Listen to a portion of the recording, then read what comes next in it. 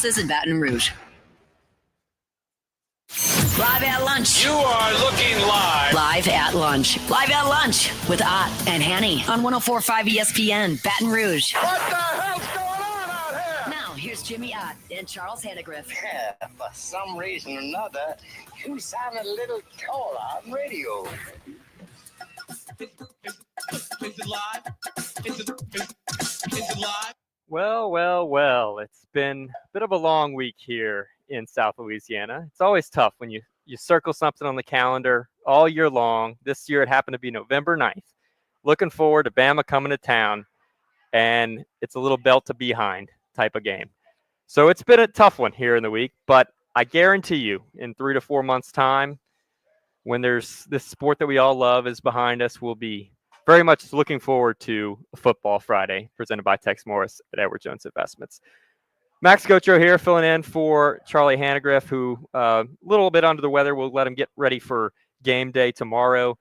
Joined as always by Richard Dixon, former LSU tight end. Rich, it's been a long week, but we've had some time to think over things. How are we feeling right now? I'm over it at this point. Ready for Florida. Need to get the bad taste out your mouth. See these guys come back. I mean, look, it was the most frustrating game I've watched in a long time. It was tough to see. We talked before the game all week, last week, stopping the quarterback run and just the things that you wanted to see executed. What wasn't executed? It was just a very poorly executed coaching plan. Execution by the players wasn't there. It was just a very frustrating game to watch because there's so much on the line. And, this is one of those times where we finally get this 12-team playoff. There's still hope in the air with 2 losses. They got 2 losses. This isn't an Alabama team that has just gone out and whipped people. You've watched Vanderbilt stop them on the run. You've watched South Carolina stop them on the run. You've watched other teams comparable to what you think you can be stop this team. And then when it comes to us in a live, electric crowd, a big Saturday night in Death Valley, and we go out there and just give them nothing. I know it. They say it doesn't rain in Tiger Stadium, but it poured. It poured the whole time. I mean, emotionally, I think there was tears coming down. It was a very frustrating game to watch. And look, I don't know about you, but I was at the game. Even at halftime, it kind of felt like they were still in it. You're down 2 possessions, you get the ball to start the second half, which is rare for LSU this season. And they had their chance, on that drive, and you ultimately throw a pick in the red zone. But it felt like they were still in it. And for whatever reason, in the first half, just being at the game, it seemed like the rain picked up a little bit when LSU was on offense. Now, that is a problem in and of itself, that you were so one-dimensional that the rain might be a problem. Well, and that's, to me, what was frustrating is because you saw Caden Durham get out fast. He had 55 yards at one point. He was averaging over 5 yards a carry. And to me, I did not go back and rewatch this game like I normally do. I went and just picked out the plays that I wanted to talk about. And I was like, where did he disappear to? Because we weren't trying to get him the ball. He's a guy that has to get in a rhythm and keep giving the ball and forcing the ball. And there were early in this game, there were lanes. I mean, he broke a 40-yarder, 42-yarder, 45-yarder. Had a 9-yard carry, a 7-yard carry.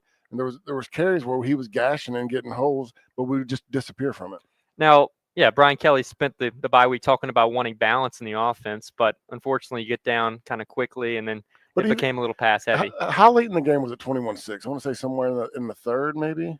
It was 21-6 going into the half. Okay, into the half. There was times where, he talks about that complimentary football.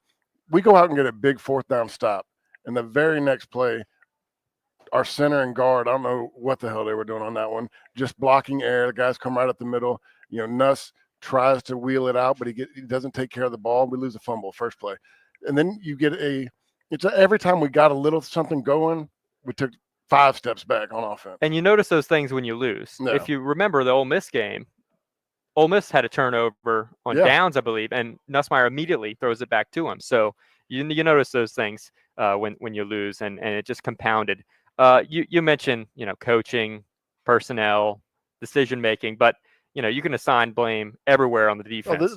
The whole team gets blame on this one. This isn't just one person, offense, defense. I mean, the offense played just as bad as the defense, in my opinion. Yeah, looking at the defense, though, to start, your last 6 quarters, you're giving up over 6 yards per rush. Of course, we talk about the quarterbacks, the mobile quarterbacks. In those 6 quarters, 11.8 yards per rush for these quarterbacks, 247 yards total, and 7 touchdowns in 6 quarters. Just quarterbacks. Just quarterbacks have 247 yards rushing, and they were 10 of 13 on third downs, Alabama. So you couldn't get off the field even when you had some of those third and medium, third and long in the first half. My question to you is, I came in, Blake Baker in his first year, he kind of came in with this mindset of havoc. He preached a lot of havoc at Missouri. He wants those negative plays, those pass breakups, sacks, tackles for loss. Is that part of the problem? Are they being a little too aggressive at times, trying to just make the big play, and they're just not letting things come to them a little bit? Maybe it's part of the problem with inexperienced guys, because when you get, I lied, I did go back and watch some of this game, but the plays I went back and watched, I watched all the big quarterback runs, and there was plays where guys just got in the wrong gaps. I think the very first touchdown, that was 30-something yards, you have Swinson and 14 playing on the edge, both playing the outside. Swinson tries to make a move. He dips inside where he should have been. If he holds that gap, you got one gap block. You got the corner to take the edge. Then you have Gilbert and Weeks are supposed to fit up that next gap. The play should have been stopped for a short yard gain, but everybody's trying to do too much. No one's trusting each other. It's back to what we talked about earlier in the year, where they got to play 1/11th of the defense. We were back to everybody trying to make a play. Swinson pops outside. So now you got 2 guys outside the tackle.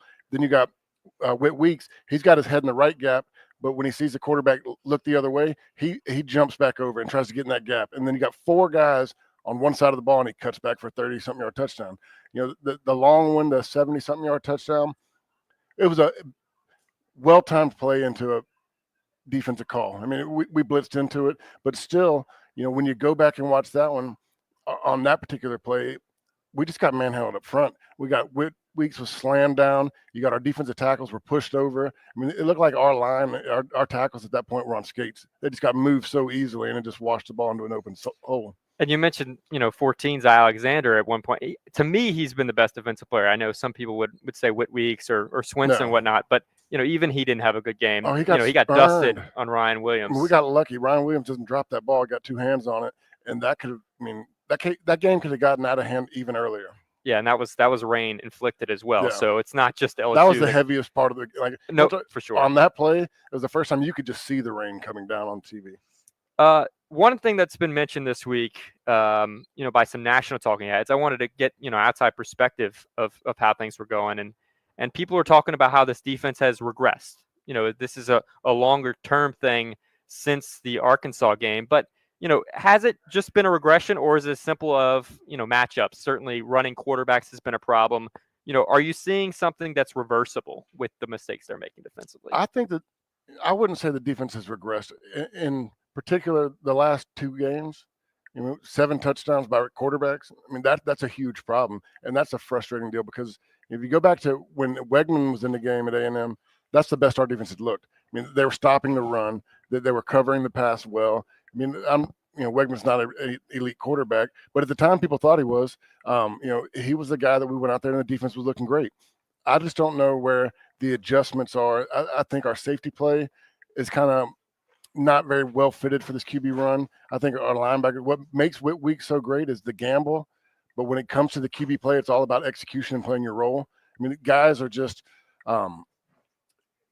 it covers up the problems when the quarterback's not running. Like Whit Weeks has a chance to gamble and outrun a slow quarterback or a back that's not as shifty. But when you get these quarterbacks in there and they make everybody hold you to gap integrity, there's no gambling at that point. And so I guess to your point about Blake Baker and them wanting to blitz and be aggressive, that works almost everywhere except for when you have an elite running quarterbacks. And they haven't been successful with havoc either. I think they were top 5 after the Ole Miss game, or maybe after Arkansas. In the country, they're outside the top 25 now, so they're not even been successful there. You mentioned, the safeties kind of struggling over the last few weeks. Major Burns has been here a while. Sage Ryan's been here a while as well. Just one point of clarification. Yesterday on the coaches show, Brian Kelly mentioned that they had switched the green dot from the linebackers to Sage Ryan. And he said a couple weeks ago. So I think some people latched on to, did this happen 2 games ago when everything's gone awry? Went back and watched this morning. He had the green dot since the first bye week. He had it against the Ole Miss game. Okay. And, those safeties were excellent against Ole Miss and Arkansas. That was probably Major Burns' best game against Arkansas. I think it makes makes sense in an Ole Miss game when you have those elite pass catchers and you got a quarterback that can sling it, and you're more worried about getting beat deep. But I've always, to me, in the NFL, it's always a linebacker. I feel like for the most part, it's a linebacker. It's the core of your defense. You talk about your middle linebacker as your quarterback. But look, they know how they're communicating in practice more than I do. I mean, so if that's where they felt the safest, that's fine. But I don't think the communication in the green dot and what that's got nothing to do with run fits, pursuit angles. They just Sage Ryan there's a play we broke down on YouTube Monday where he runs a U at a guy. Yeah. I mean, he just doesn't. The fundamentals of pursuit angles. I mean, it's something every college football team does, every high school football team does, every middle school football team does. At some point in the day, your pursuit angles, and the angles we take just allow these big plays to look even worse. The green dot being the in-helmet communication for one player on the field. So, you got to gather the troops, got to make things happen quickly. What are they fixing and improving coming into a Florida team that, look on the other side, they've got a running quarterback. Now he's coming off a hamstring injury, but what can be fixed and improved immediately with this defense? You just gap integrity. Yeah. Because look, early on this year, we had similar issues where guys were trying to do too much. Guys were playing outside of what their role was to do. And I felt like we cleaned that up for a few games in the middle.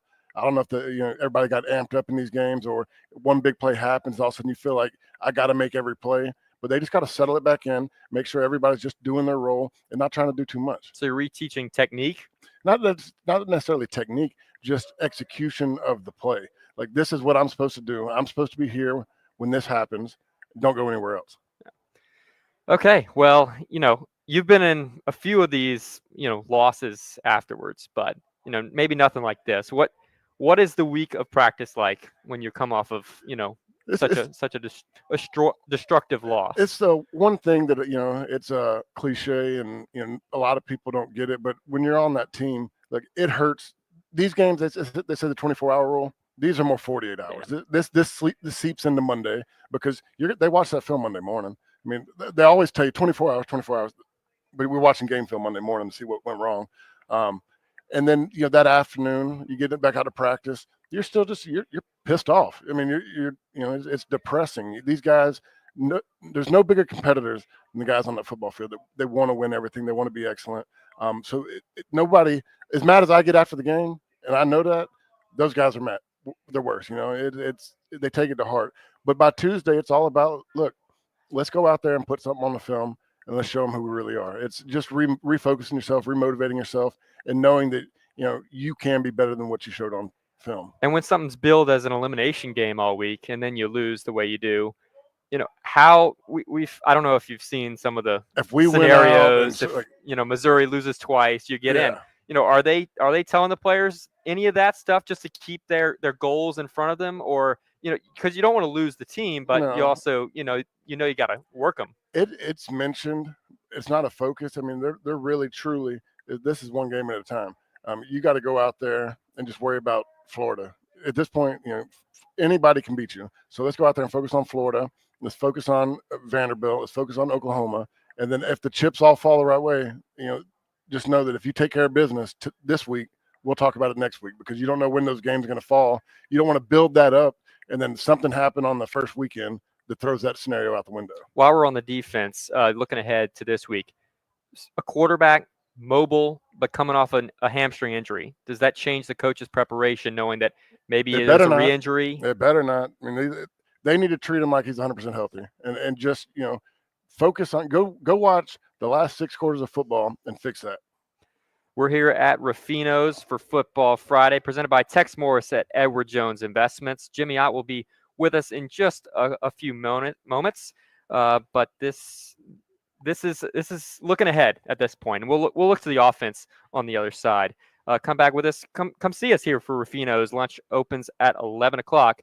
This is Live at Lunch, Football Sunday, presented by Tex Morris at Edward Jones Investments, 104.5 ESPN Baton Rouge. Live at Lunch. Water is water, right? Not when it's Evermore. Oh. Smooth-tasting Evermore water is Mother Nature's masterpiece. Evermore is natural artesian water. Maybe you want a healthier lifestyle. a high-end athlete who wants better hydration, or a parent who wants something healthier for their kids. You want Evamore. EVAMOR. Evamore. Available at great local retailers.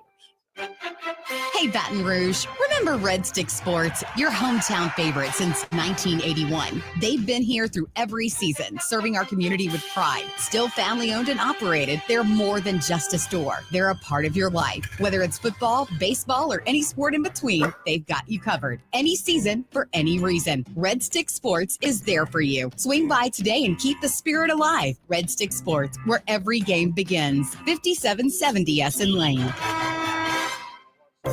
Hey, it's Matt Moscona. If you want to channel your inner Clark Griswold and have the finest looking house on the block this Christmas season, you need Got Lit light installers. This process couldn't be easier. You tell them what you want, they bring their own lights, they install them. If anything happens during the season, they'll fix it. When the season's over, they come take down the lights, haul them away, and store them. All you have to do is enjoy. To get your quote, visit GotLitLights.com. That's GotLitLights.com.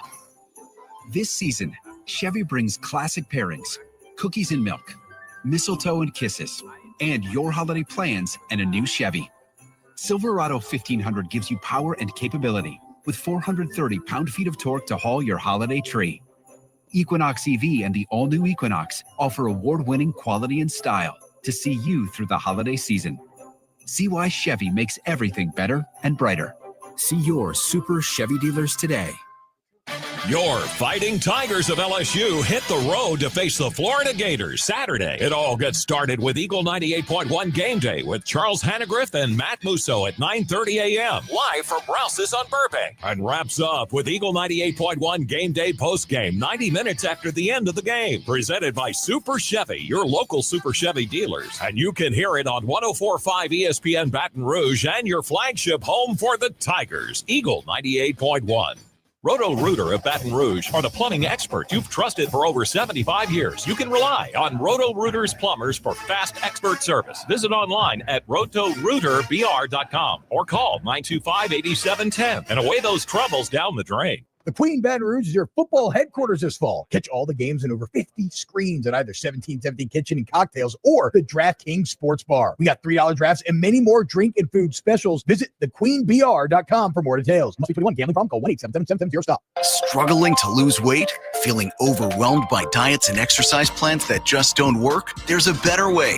Unique Physique offers weight loss injectable medications. Semaglutide, now only $195 a month, and tirzepatide is only $325 a month. The lowest prices in town. No contracts, no gimmicks, just real results without the hassle. Visit uniquephysique.com or call today to schedule a consultation and unlock your weight loss potential. Unique Physique, your weight loss solution. Business owners, I get it. Life's chaotic after storms like Hurricane Francine, just like it was after Ida. You owe it to your business to take a few minutes to learn more about serious tax benefits tied to 2021. If you had employees and felt a financial hit, you could be looking at thousands, even hundreds of thousands in relief. Don't just assume you don't qualify. Let us handle the heavy lifting. We've already helped over 1,000 businesses like yours. Visit cashida.com now to schedule a free consultation. Time's running out, so schedule your free call today. cashida.com.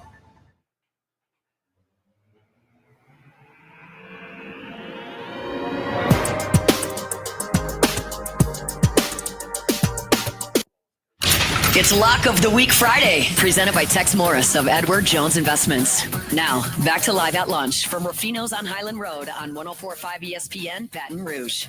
Football Friday, presented by Tex Morris at Edward Jones Investments here from Ruffino's. Max Gotro filling in for Charles Hanagriff, who has the day off. Jimmy Ott will join us, I believe, coming up in the next segment, so stick around for that.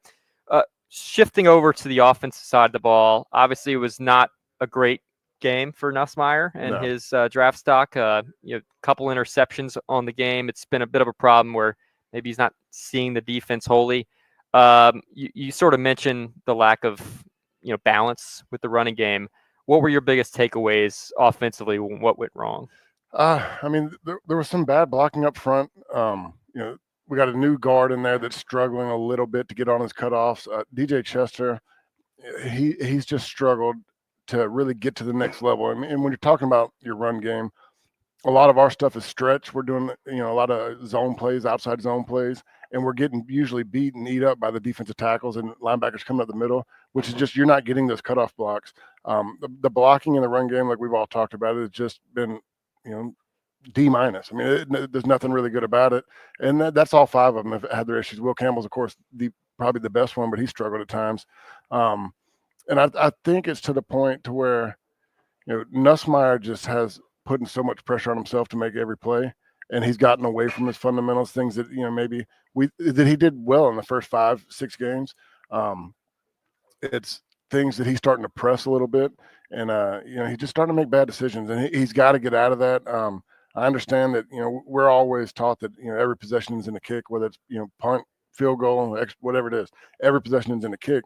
And he's just making some really bad decisions. I mean, the coverage, I think the last 2 weeks, the defensive coordinator have done well finding the coverages he struggles with. A lot of it looks like man, but they drop into zone. They're matching, carrying, and then falling off at the last second. I mean, the interception in the end zone, he had to read that they were manned up across, and he had 2 guys were bracketing. But so he thought 100% man. When that linebacker went with him, he didn't realize the safety already had a man. All he did was carry him, and he slid off and dropped in the zone.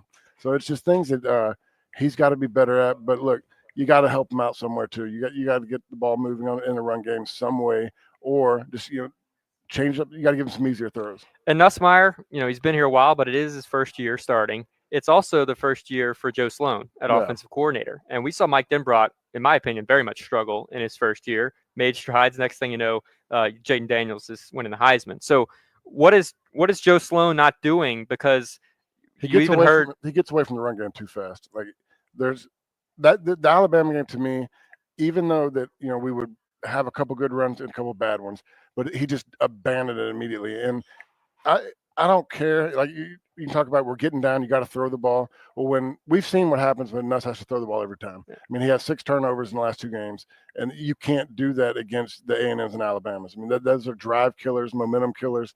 You're just putting yourself in a bad situation. I would rather you run it 3 times, just trying to bust something, give them different looks, and punt it, than just go back out trying to air it out down deep when you're not really getting a lot of guys open. It's interesting. This is a team that you would think, based on their build, would be a good team, ahead, and not so much behind. But they passed and come back in a couple of games against Ole Miss and South Carolina. Yeah, I mean at times they've really dialed it up. And when that offensive line, look, we talked about, I don't know what the numbers are now, but we were so far in the season, they're only giving up 2 sacks, and both came against South Carolina, and he had a lot of time. I think since A&M, and he's gone against some really quality defensive coordinators, starting with Elko's game plan, they've done things that are really causing him trouble, and they're starting to figure out what causes him problems, and it's just making everything that much harder when he's still trying to throw the ball 50 times a game. DeBoer mentioned after the game they could kind of sense where the ball is going to go against LSU. Now, they made some adjustments mid-game against LSU. The very first, in the first or second drive, they made adjustments. Their in-game adjustments really well. The long run that we had, we busted for 45. They came back the next time. We ran that exact same play. They kept the safety in the box. They had motioned him out to the side at one point, and that's where the big gap seam came. The very next play, when we got into that formation, they knew what the play was. They dropped the safety down in the box, and they stopped it for a 7-yard run instead of a big bust. Yeah, that was under the pistol, right? Mm-hmm. And that's something that, I'm glad they went to, because we're a terrible zone read team. I mean, Nuss isn't going to pull it, so you're cutting off half the field unless you put in some type of counter, which is just awkward at that point. You still don't have enough time to get guys moving around. But when you get in the pistol, it at least eliminates, predictable run game. It eliminates where they can think you're going. So if they think they know where LSU is going in the running game, but it's also the passing game a little bit as well. Is that more on Nuss, or is that a Joe Sloan thing as well? Joe Sloan's got to mix it up a little bit, because he's putting them in the same similar formations. Like, they wouldn't do their scouting. They know that when we get in these looks, this is typically where he's going. But Nussmeier's also still trying to push the ball down the field. There's a lot of plays, earlier he could have hit the check down. He's kind of gotten away from Mason Taylor, which surprised me, because there's a lot of different times on particularly the interception he threw. Mason was getting open across the middle. There's other things he could do to get him the ball But I don't know. It's like he's gotten away from what made him great with the early check downs to the running back and hitting Mason Taylor, for the 5 to 7 yard game. It's definitely interesting Taylor's not more involved when you consider it seems like a lot of his successes come in the middle of the field, which is why I think NFL scouts are looking very highly on Nussmeier. He does a lot of stuff in between the numbers on crossing routes, slants, and things like that. He's a guy that, fits zones really well and understands creating space, and he makes a tough catch. Every time you throw it in there, he can have a guy hanging on his shoulders and he still makes a play. He's a guy that I really think once things start getting you struggle downfield, you got to give him the ball more and give him more opportunities. It's just like busting a good run play. So they get a matchup this week against Florida, a secondary that's extremely banged up. They've struggled against the pass for much of the year, but especially lately. Jason Marshall Jr.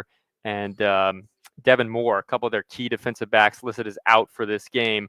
But their pass rush is half decent. So, you have a vulnerable secondary. Is that an opportunity for Nussmeier to bounce back a little bit this week? Every week's different. Alabama had a not so good run defense, and they ended up stopping us. I mean, we can look at what they do week to week. I think this team, the one thing is they're getting better. Florida's had to deal with a lot of injuries. They've been banged up. But, I watched some of the Georgia game, and they were in that game for a little while. I haven't watched too many of the games, but I felt like in the last few weeks this team is getting better. And look, does it give you a little bit of hope that they're struggling and they got injuries in the secondary? But to me, it all starts with the run game. You've got to get back into some sort of a run game because it does not matter at this point. If you cannot run the ball, eventually they're going to start dropping and mixing coverages, and we've seen them struggle. Overcoming a tough schedule and a lot of injuries, and they still have a lot of fight in them. Yeah. They're not going to quit. Even against Texas, they were fighting. It's a very commendable thing that they've kept that team together this long. We're here at Ruffino's Football Friday, presented by Tex Morris at Edward Jones Investments. Jimmy Ott is with us. He'll join us on the other side. This is Football Friday on 104.5 ESPN Baton Rouge. Live at lunch.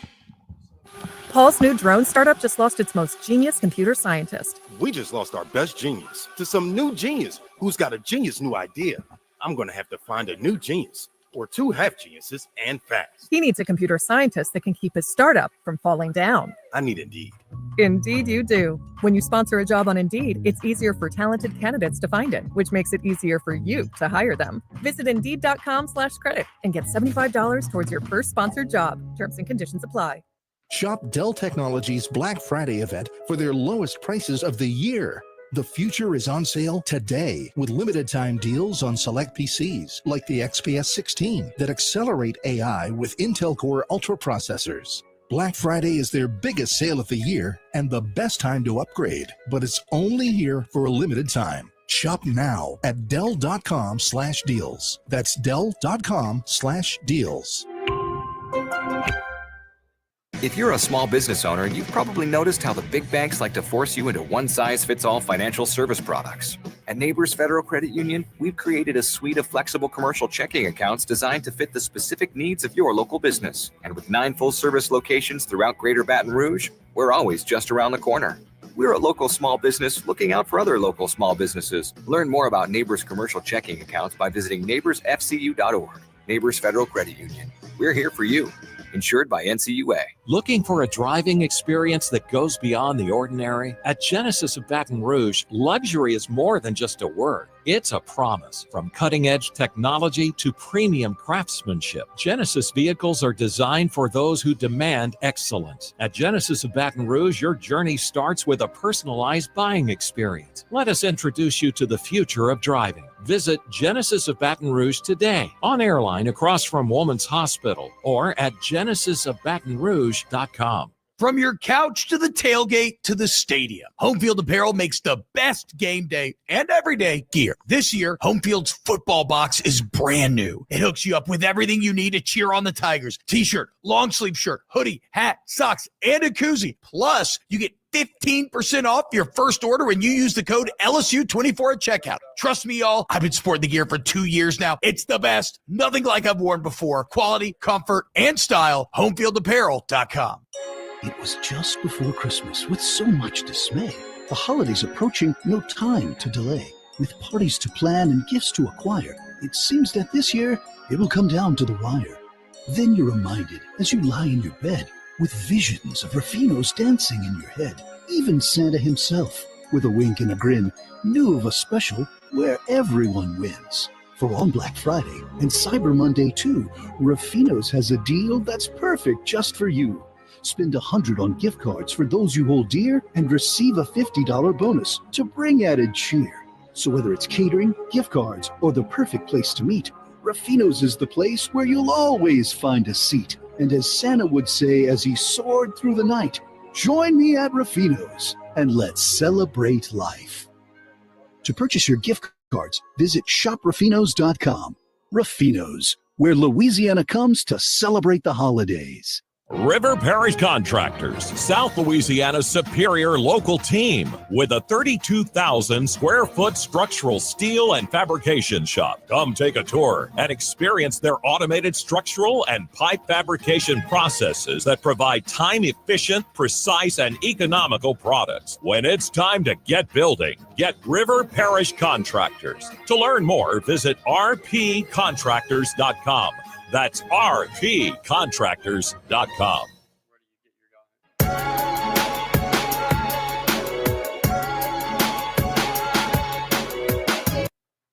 It's Lock of the Week Friday, presented by Tex Morris of Edward Jones Investments. Now, back to Live at Lunch from Ruffino's on Highland Road on 104.5 ESPN, Baton Rouge. Lock of the week, lock of the week, lock of the week, lock of the week. Charlie's sick.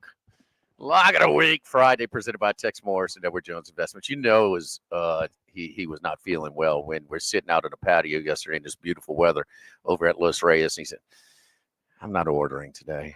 I'm like, "Bro, whoa, you better go to the doctor." So it took a turn for the took a little turn south, taking a day off. Hopefully he'll be back for his pre and post game responsibilities. We will see. And then, of course, football Sunday and Live at Lunch again back on the Mississippi Gulf Coast at the Beau Rivage at Biloxi. My man, Richard Dixon. Great coast. How you been, man? Doing good, man. I just try to erase my brain for a little bit, get focusing going forward. Well, I mean, it's a very similar tone on Sunday's show with Roe. Yeah. Ex-players and just kind of a little pride, man. I mean, it's we care so much about these guys, and it's something that doesn't go away.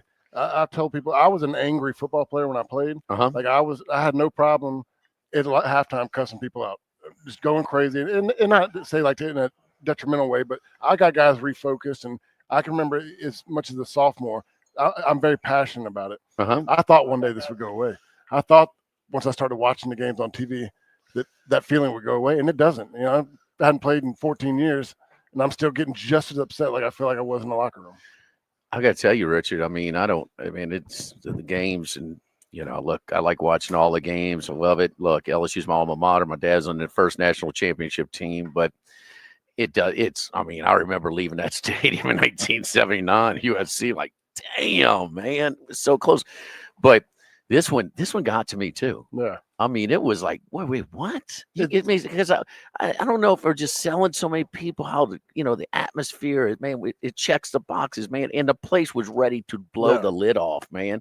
I mean, people, the rain was just it was like the old school LSU fan base, man. Nobody's leaving because it's raining. No, we're here, man. Now, once it got into the third quarter and things like that, but I just don't.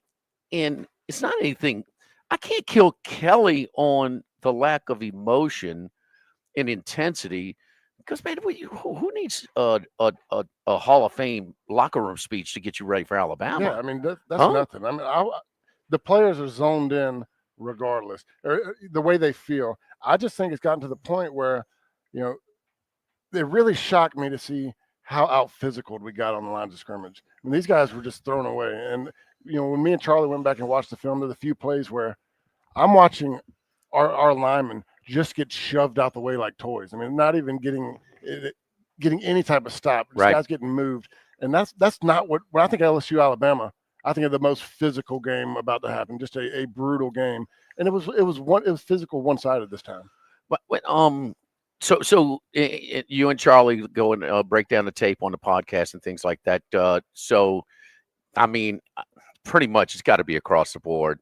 Poor poor scheming, poor on the bench. Certainly, I mean, how many times are you going to see a running quarterback? I mean, how can we not have more numbers there?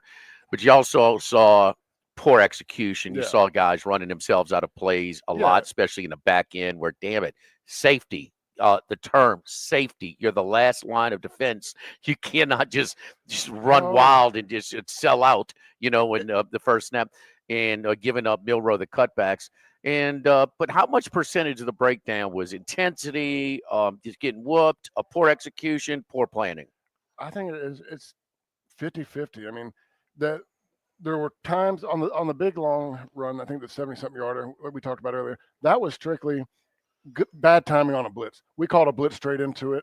But even though it's a bad call, it was bad execution. If they execute the blitz, there's still opportunities to make that a 7-yard gain or a 10-yard gain and not a 72-yard touchdown. There was other plays where you're watching the D tackles just get washed out the way. I mean, the whole line is washed over to where he's got a gap a truck could drive through. And then you have, another long run where it's guys trying to do too much. You end up having, Swinson and the 14, they both hop on the outside, get in the same gap. Then you get Weeks is trying to make a play. He hops over and him and the safety in the same gap. So you got 4 guys on the right side of the ball, and it creates that big gap. And it's, like I said, it's a mixture of them not executing. Well, it's like earlier in the season, what you talked about USC. They got to play 1/11th of the defense. Everybody's got to do their job. And I felt like we started doing that in the middle games, but it's back to these big moments. We feel like we have to make a play, and they throw that out the window and start trying to do too much again. So it was just amazing that the 2 big games in Tiger Stadium with such different levels. I mean, I think Ole Miss is better than Alabama. Yeah. And man, LSU had to play so hard, had to play so well. I mean, to hang in there, get a break here or there, with a drop pass or fourth. And how they just, night and day. And I mean, how does that happen? Look, LSU was just very fortunate to win that game at Ole Miss. I mean, right, but the effort. I mean, they had guys. They had like 4 guys that had the game career games. Yeah, I mean, Weeks the cornerback. I mean, to me, this one is like it happened to them so fast, and I think it took their spirit out. I felt like they played the whole game, but when it happens that fast, and it just happened to you 2 weeks ago, it's like just ripping your heart out right there. You're like, God dang it, what do we do? We practiced for 2 weeks for this, and it's happening to us again, and the mentality gets just broken down a lot quicker.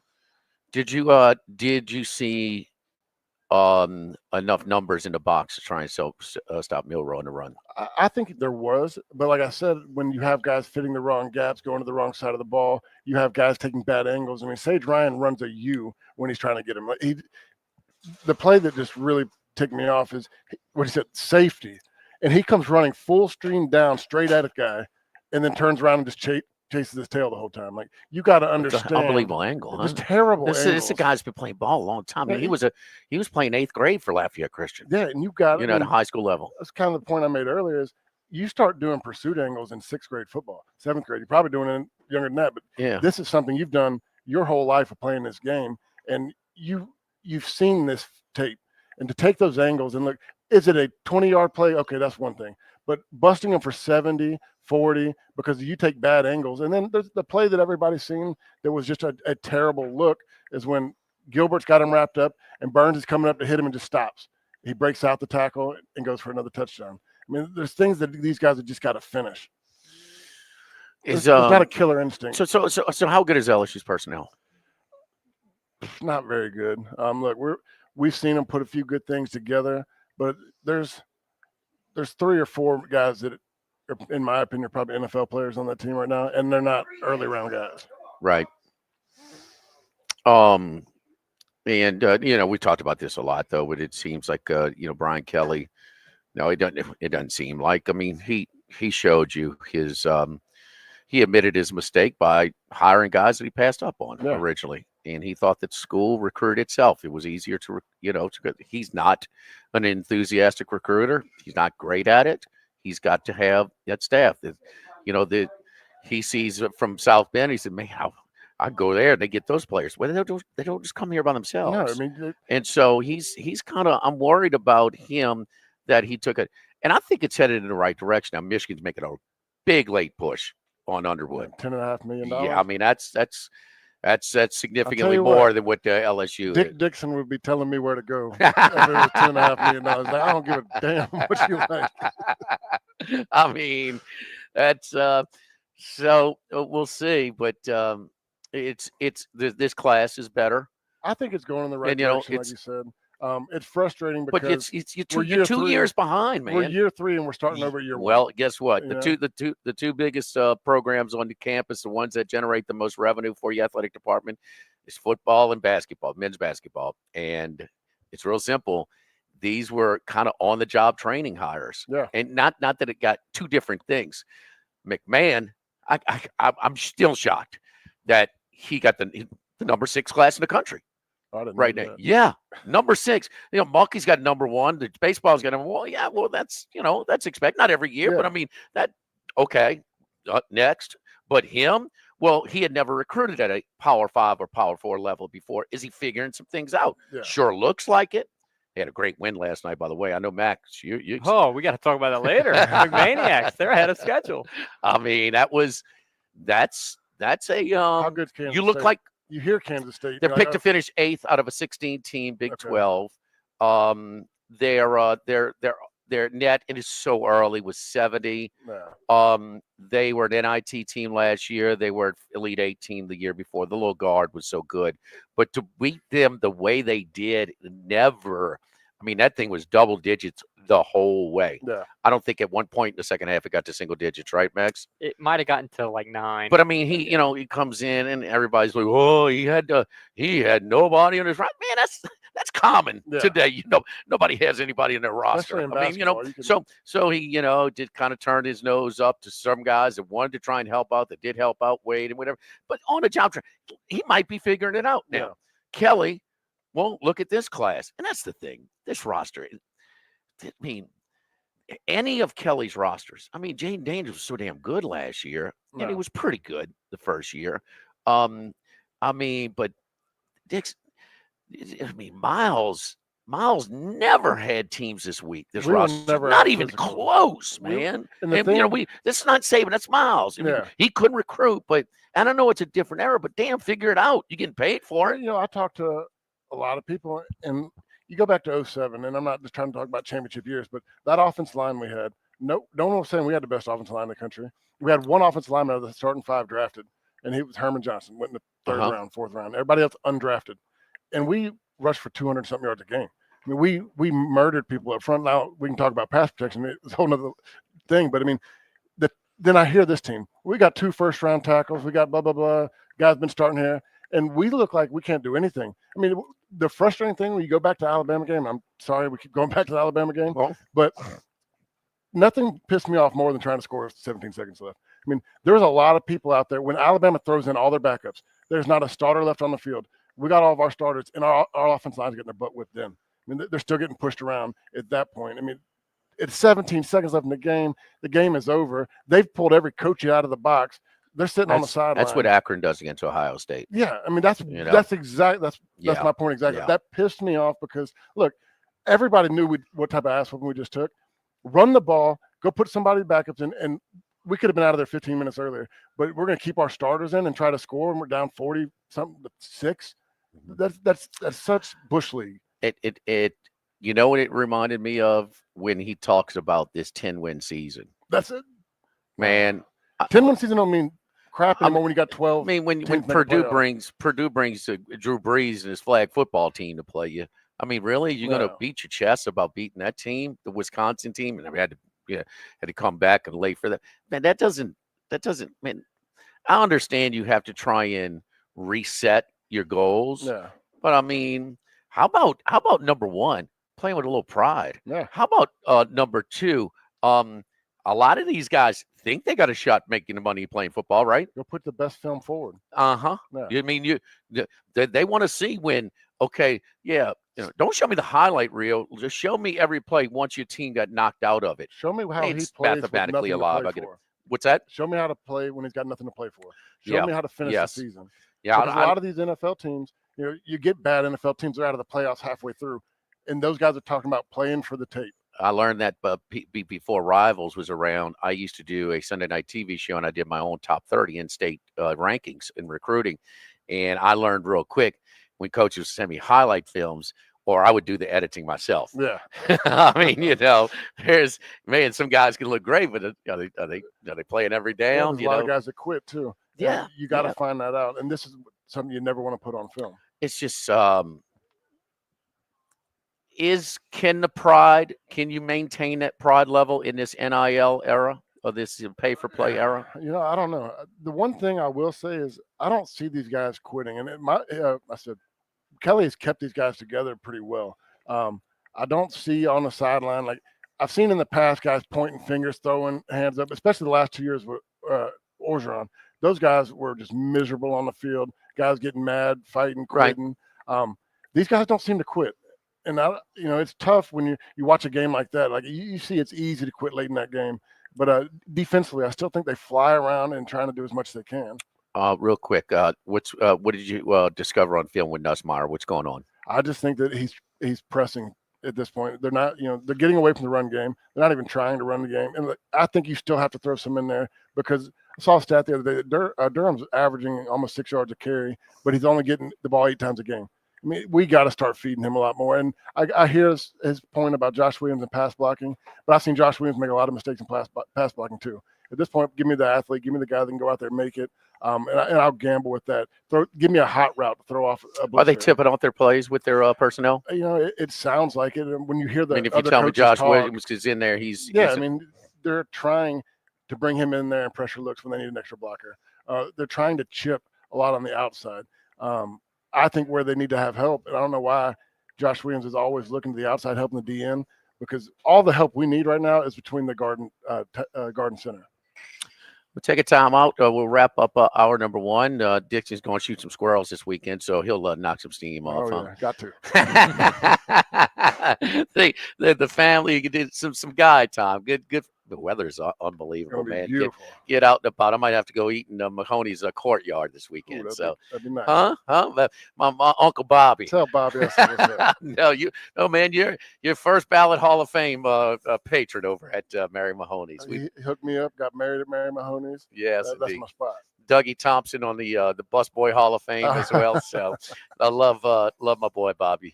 We have a lot of time sweating in my horses in football. We'll take a time out. Lock of the week Friday, presented by Tex Morris at Edward Jones Investments here from Ruffino's on 104.5 ESPN Baton Rouge.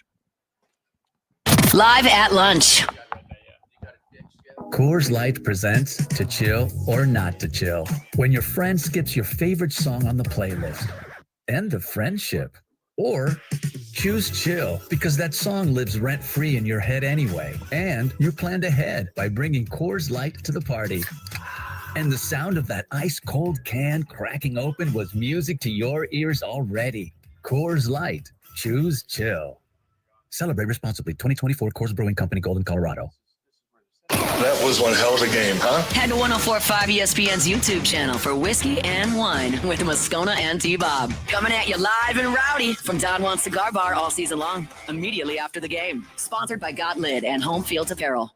The Gulf Coast has long been a key hub for Shell and the U.S. energy supply. With over 100 years of history in Louisiana, Shell remains committed to transforming our business. Our promise?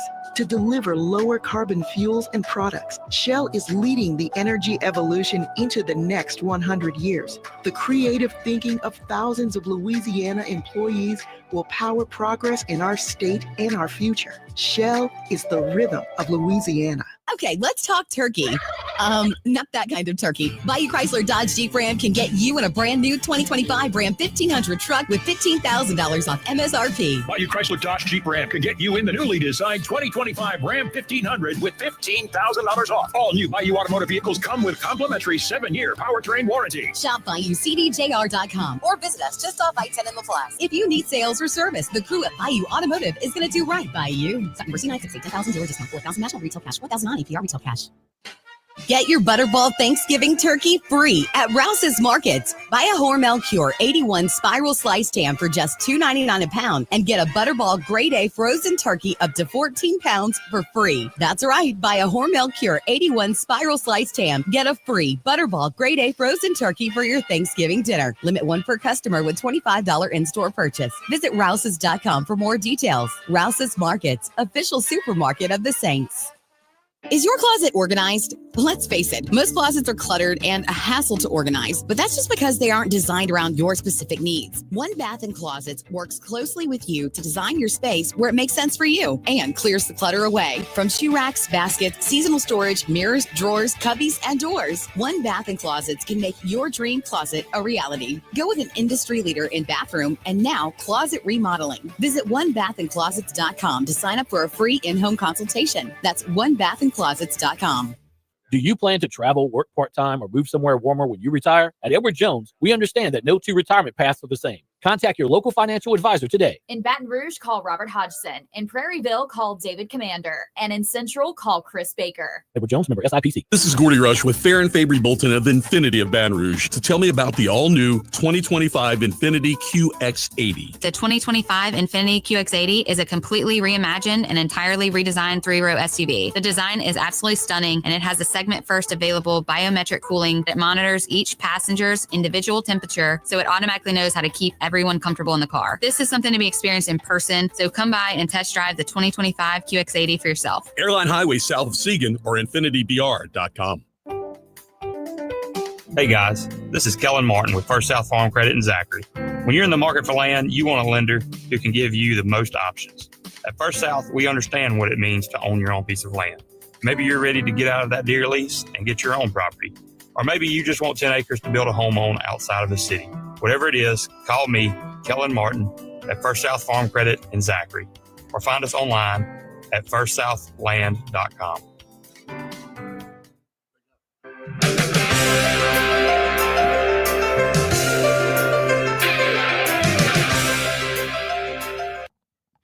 It's Lock of the Week Friday, presented by Tex Morris of Edward Jones Investments. Now, back to Live at Lunch from Ruffino's on Highland Road on 104.5 ESPN, Baton Rouge. It is still LSU, Florida. That was pretty big stakes when you were playing, huh? That was the game. That was the game. Whoever won that game was. I still think that 2006. I mean, that was Jamarcus' worst game and a very good season for him. And I mean, Florida wins it all. I thought we were better than them that year. I mean, we gave them that game. That game that year, you go back to the Auburn game, the one of the Auburn game. I think that there was a big tug of war going on between the offense coordinator and head coach. You know? I mean, those were some big games. But yeah, back when I played, Florida was the game. I mean, they won 2 national championships in the 4 years I was there. Here's the thing about Kelly. One thing that he does have in his favor, and listen, fan unrest or criticism and being on a hot seat are completely different things. Yeah. I did with Jacques Doucet and Rabelais, and it was talking about some guys walking around with a fire. I mean, easy. Okay, there are 4 major hires made that year. Lincoln Riley went to USC. Kelly doing better than him. Yep. Billy Napier at Florida. Yep. Brent Venables at Oklahoma. I'd say he's winning. Those, I mean, so he is. Hey, if you're upset, go to those. Hey, they try at those schools too. If you're upset, go to his show last night. I heard he brought everybody around that attended. He did, you know, and he's acted. He came over with the reputation of a prickly pear, and he's been very respectful, very cordial to the media, cooperative, accessible. Whether he takes calls in his coach's show, come see, come saw, but he's been fine. I just want him to work. Yeah. I want to see him on the sideline of a high school game once or twice. Yeah. You know, I mean, when my son's playing against Arch Manning a couple of years ago, I mean, Lane Kiffin was on the sideline on a Friday night. He's got a game the next day in Oxford. Yeah. I mean, just show me. I mean, dude, it's work. Don't come in here and cash your last check. Yeah. That's my biggest. Work. We know you're good. We talked about that, and like I know that these coaches, they're all ego driven. Like he is just as embarrassed as I feel like I Oh. was. When he goes back and watches it, he knows what the whole world just saw him do. I mean, he had 2 weeks to prepare for that, and that's the best he could do. I know that embarrassed him. I know that's something frustrating to him too. But to your point, you start working the streets. At least the Baton Rouge schools, all the other schools. We got a lot of talent in this town. You should be at these games on Friday night, showing your face and being the guy that everybody wants to see. When Brian Kelly walks onto that dang field, I remember as a kid when the coach, you'd see that coach come walking in. It made an impression to you. Yes. It stuck out when you knew that those guys were coming to see you play on a Friday night. Everybody knew Lane Kiffin was at that game. I just referenced. Oh, yes, indeed. Yeah, it was a big deal. And get out in a guy that just passed, and Charlie Baglio. I mean, he was a guy. Why? Because he could get along with anybody. The Tangipahoa Parish, but also North Louisiana. Yeah. Even though he was one of his rivals back-to-back state championship games against Evangel, the Catholic League would make Frank Wilson so good. Well, he went to Carr, coached at Oak Perry Walker in New Orleans Parish Public Schools, but he graduated from St. Aug in a Catholic league.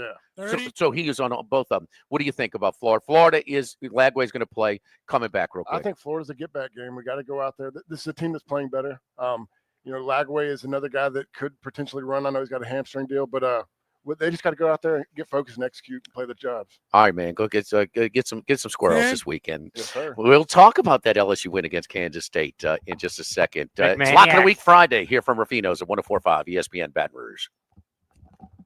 Live at lunch.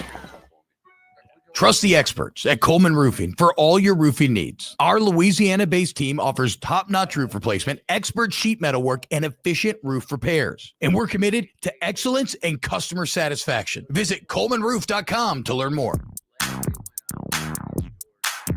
Get going and get it done. Get going and get it done.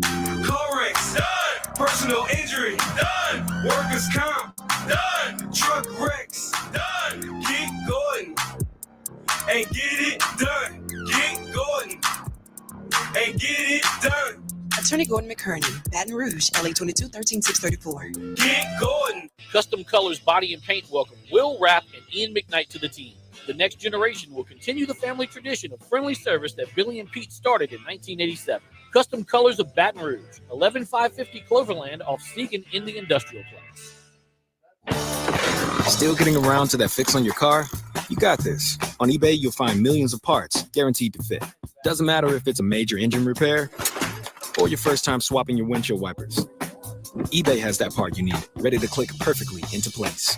For changes big and small, loud or quiet, find all the parts you need at prices you'll love. Guaranteed to fit every time. But you already know that. eBay. Things, people, love. Eligible items only. Exclusions apply. At the Home Depot, we know Saturdays are for college football. That's why we have everything you need to never miss a play, like Bear Dynasty interior paint, their most durable one-coat hide paint ever. From a team color statement wall to a fan cave, complete with a mural honoring Nick Saban's 17-year dynasty. Hey, I like that idea. Nothing beats Bear Dynasty interior paint. It's everything you need all in one can. Defend your game time with Bear and the Home Depot. How doers get more done. Valid only when intended to colors from the Bear Dynasty and Marquee Interior One-Coat Hide Color Collection. Looking for a driving experience that goes beyond the ordinary? At Genesis of Baton Rouge, luxury is more than just a word. It's a promise. From cutting-edge technology to premium craftsmanship, Genesis vehicles are designed for those who demand excellence. At Genesis of Baton Rouge, your journey starts with a personalized buying experience. Let us introduce you to the future of driving. Visit Genesis of Baton Rouge today on Airline across from Woman's Hospital or at genesisofbatonrouge.com. Nothing is more important than your safety and security. Trust the local team at Audio Video Security Solutions to handle your home or commercial surveillance system. Mitchell Fisher and his team can provide all the necessary equipment and installation so you can monitor your home or business 24 hours a day. Get 24-hour live viewing, recording, and playback while avoiding any cloud storage fees. Multiple different systems are available for demo at their showroom on Jefferson Highway. Visit them online at avssla.com. That's avssla.com. It's an everyday thing here. We work horses in the mornings and we work on the property during the day. And without these John Deere tractors, it'd almost be impossible to keep up with the place. I've dealt with some of the other colors and stuff, and I never really got the response back that I get from John Deere, we really enjoy dealing with Sunshine. They're good people. They always check on us and make sure our equipment's running, and we love them. Flip the switch and learn more about what it means to be powered by Sunshine at sunequip.com.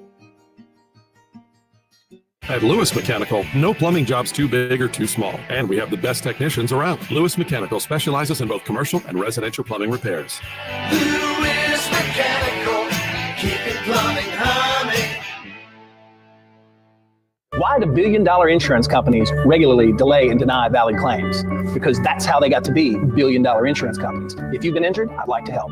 Spencer Callahan is the one to see. Call 387-2323. LA filing number 16-7969. WNXX Jackson, KNXX Donaldsonville, and WDGL HD2 Baton Rouge. This hour brought to you by Spencer Callahan Injury Lawyers, LA 21-12681. Offices in Baton Rouge.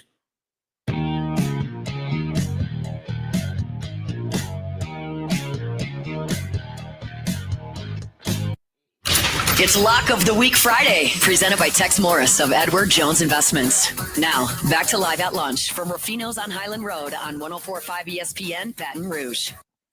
All right, Lock of the Week Friday, Lock of the Week, Lock of the Week, Lock of the Week Friday. Jimmy out, Mexico. Charlie has a day off. He's under the weather. Hopefully he'll be back for pre- and post-game tomorrow. We do have his picks later today. Over here at Ruffino's, our appetizer features today, the Angry Shrimp. Crispy fried Gulf shrimp with a sweet and spicy chili glaze, the Wagyu short ribs, braised Wagyu short rib, the parsnip puree, beef jus, pickled shallots. Entree features the fish Oscar, fresh grilled grouper, jumbo lump crab meat, béarnaise sauce with asparagus on the side, suggested wine pairing. It's a Frank family Chardonnay out of Napa. New Orleans ribeye is our steak special this weekend. 16-ounce ribeye, New Orleans style barbecue shrimp with mashed potatoes. Suggested wine pairing is a Turnbull Cabernet Sauvignon, which from Napa as well. Dessert feature, man, we're whipping out some, Patrick's been whipping out some great desserts lately. Coffee and molasses cheesecake. Mascarpone cheesecake, coffee and molasses swirl, graham cracker, and pecan crust. So beverage features, we're getting to about that time of the year.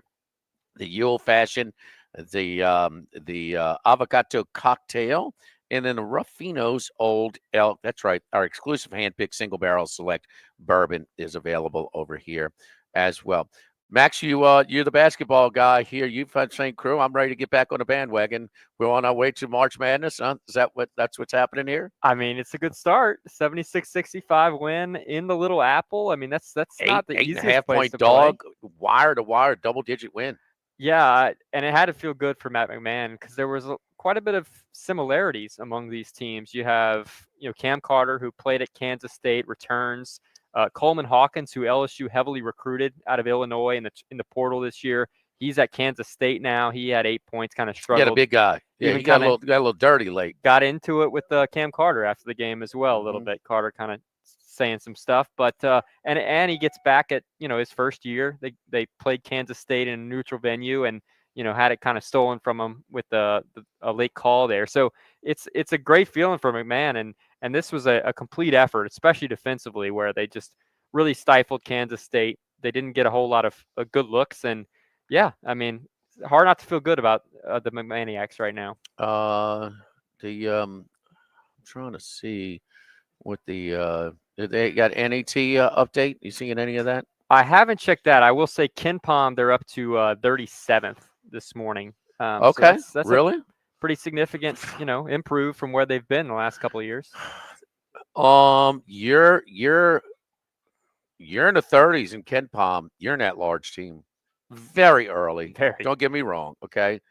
But this team looks like they are better than last year, would you say?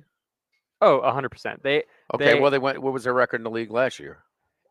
9-9. Okay, 9-10 with it. Okay, yeah. So they went 9-10 in SEC play last year. Now, how's the schedule compared to last year? Because when you're talking about a 16-team conference, I mean, you can have a lot of variance in these schedules. Yeah, and when we talk about in football, I mean, we've seen that. You add Texas, Oklahoma, that probably improves the conference as a whole. In basketball, especially Texas, you bring them in. They've got a couple non-con games. This was certainly one of them. They had circled as an opportunity to improve their non-con schedule from last year, which was a little bit top-heavy, and after that, This is their toughest non-conference game. If they can run the table in non-conference, go 500, you could get strong consideration for a bid. I can't believe I'm saying this today, but no, that's I mean, why would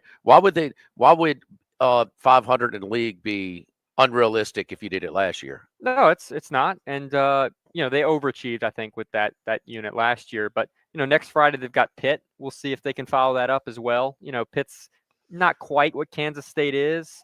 It's a neutral site game. Pitt's figured to Pitt's that's an 18-team league.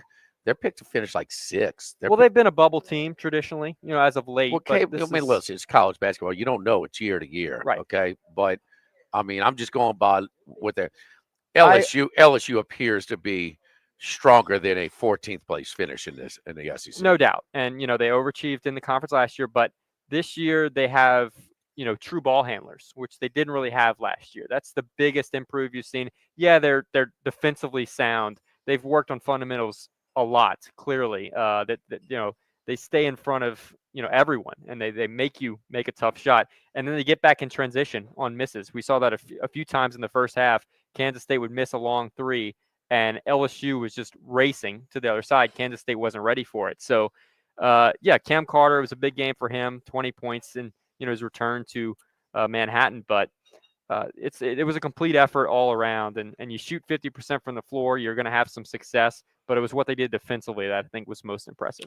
It is, and man, that's hey, you got to give credit where credit's due. So it's funny how these two hires in basketball and football are kind of run the same path. Well, on the job training for a couple of years, and now we got to figure it out.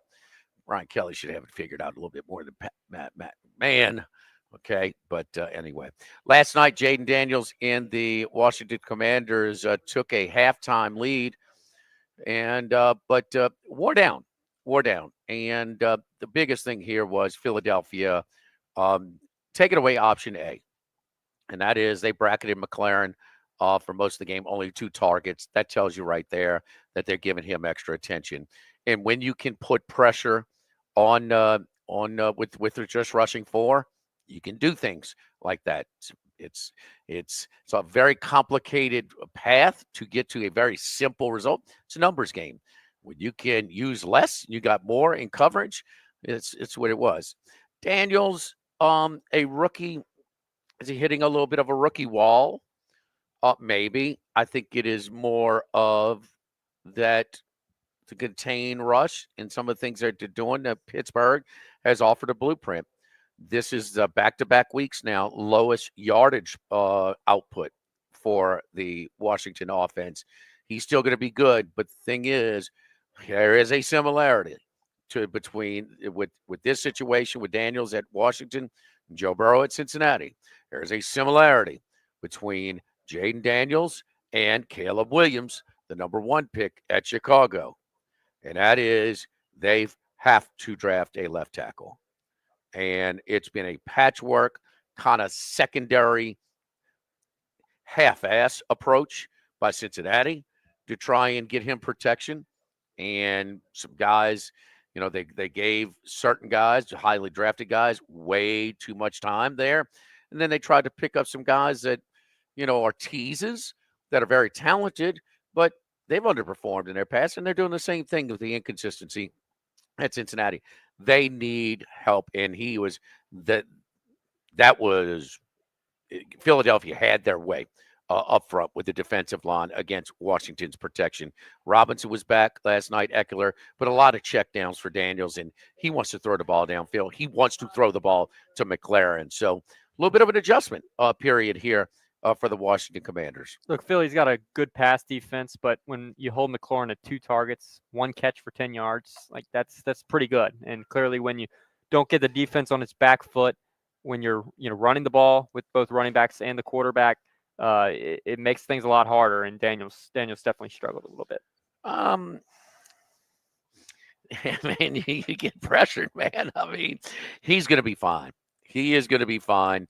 I don't think it's hitting this wicker wall. I think that they've gone against 2 pretty good pass rushing teams. and that were able to generate a pass rush without. Keep in mind, it's Pittsburgh. It was 3rd and 9 with just minutes to go when Wilson picked up the blitz and threw the pass to Williams for the winning touchdown. It was, if Fitz called a first down on the 4th and 10 to the pass to Ertz, that they, I mean, they're going to have a field goal to win that game last week. So yeah, they got lucky against Chicago, but Washington's going to be, they're still way ahead of schedule. They should be a playoff team. I don't see how they're going to keep them out. It's just, this is still on the right path. This is their Independence Bowl for Jared DiNardo's first year. They're going to get to the playoffs, but you don't really think they're much of a threat because, I mean, this is still and then they wore down. Their defense was playing very well. Yes, they benefited from a couple of missed field goals in the first half, but the defense was really, and they just got tired. And Barkley just ran them. It's interesting, though, with all of the weapons that the Eagles have, that they're so one-dimensional and they're so reliant on Saquon Barkley.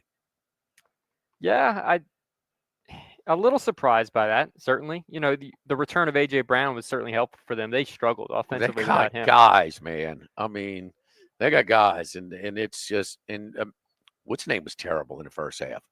Hurts. I mean, he was missing guys, left and right. But I thought the Washington – so Washington's going to be okay, but this is a spot where the Eagles, they've been in these games more. Yeah, they've been. What about the decision to not kick the field goal down 2 in the fourth quarter? I admittedly was a little bit more tuned into LSU basketball at that moment. Well, here's the deal. It was 2nd and a half a yard. You lost. You had an incompletion, I think, on 2nd down, and you lost a half. You went backwards on 2nd and 3rd down. What made you think? And I think this is something that maybe the robot or the analytics, whatever. But when you need a half a yard and you go backwards on 2 plays, what makes you have confidence that you're going to be able to do that? You're not running the ball because you're scared to, because they've shown that they're beating you up front. So it's the one thing I will back on why he went for it. Well, they showed that 3 points was not going to win the game. Right. So that I can have defense, but to take a lead in the fourth quarter.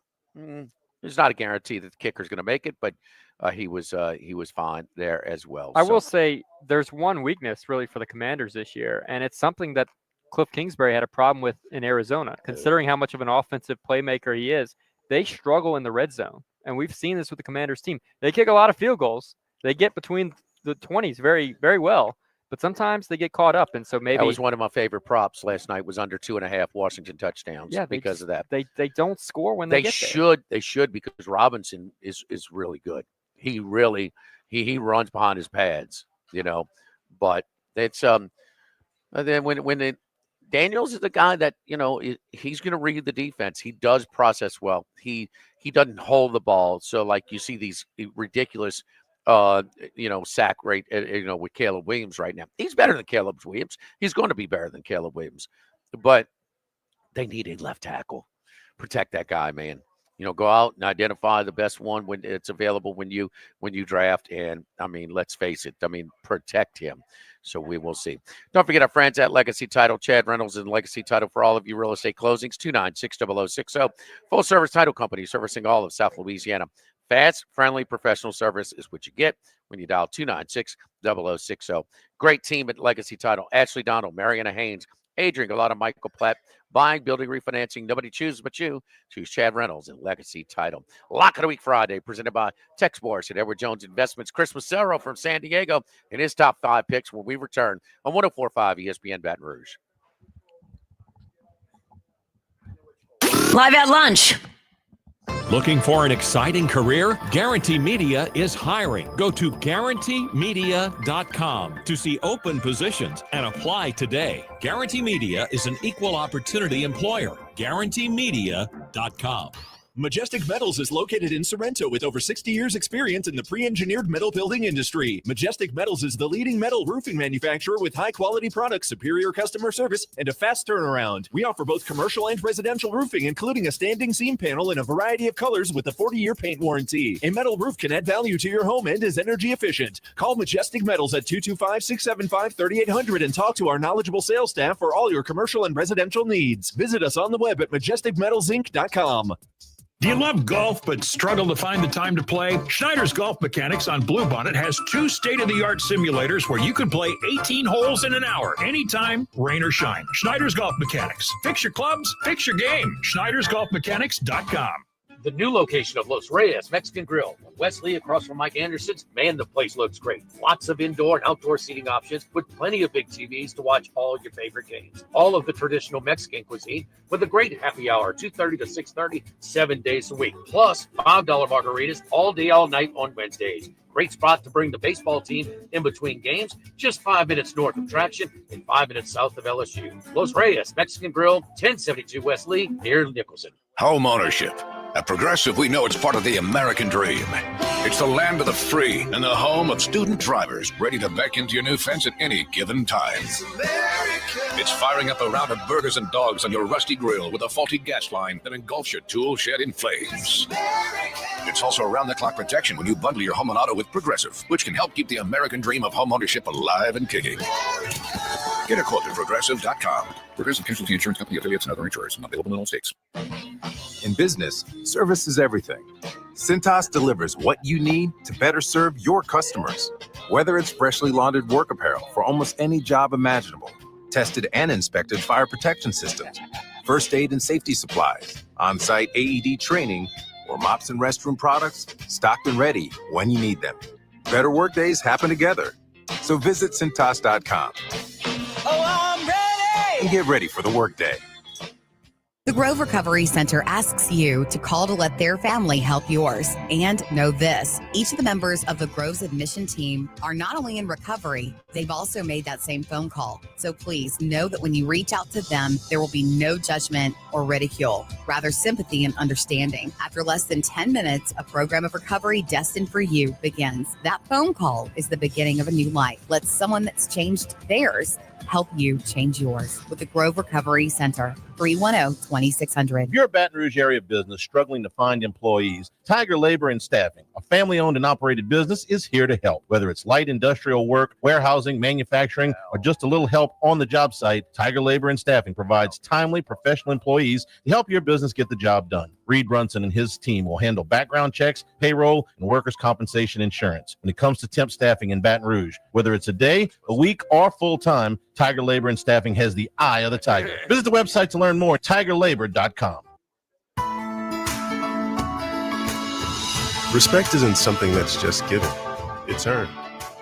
It comes from having experience and possessing knowledge that can be passed on to the next generation. Jim's Firearms. Hi, this is Jake and James of Trash Rangers of Louisiana. Have a question, a problem? Call us. We answer the phone. 225-363-9053. Bayou Ford and Bayou Chrysler Dodge Jeep Ram. 5 brands on one lot. Shop BayouAutomotive.com.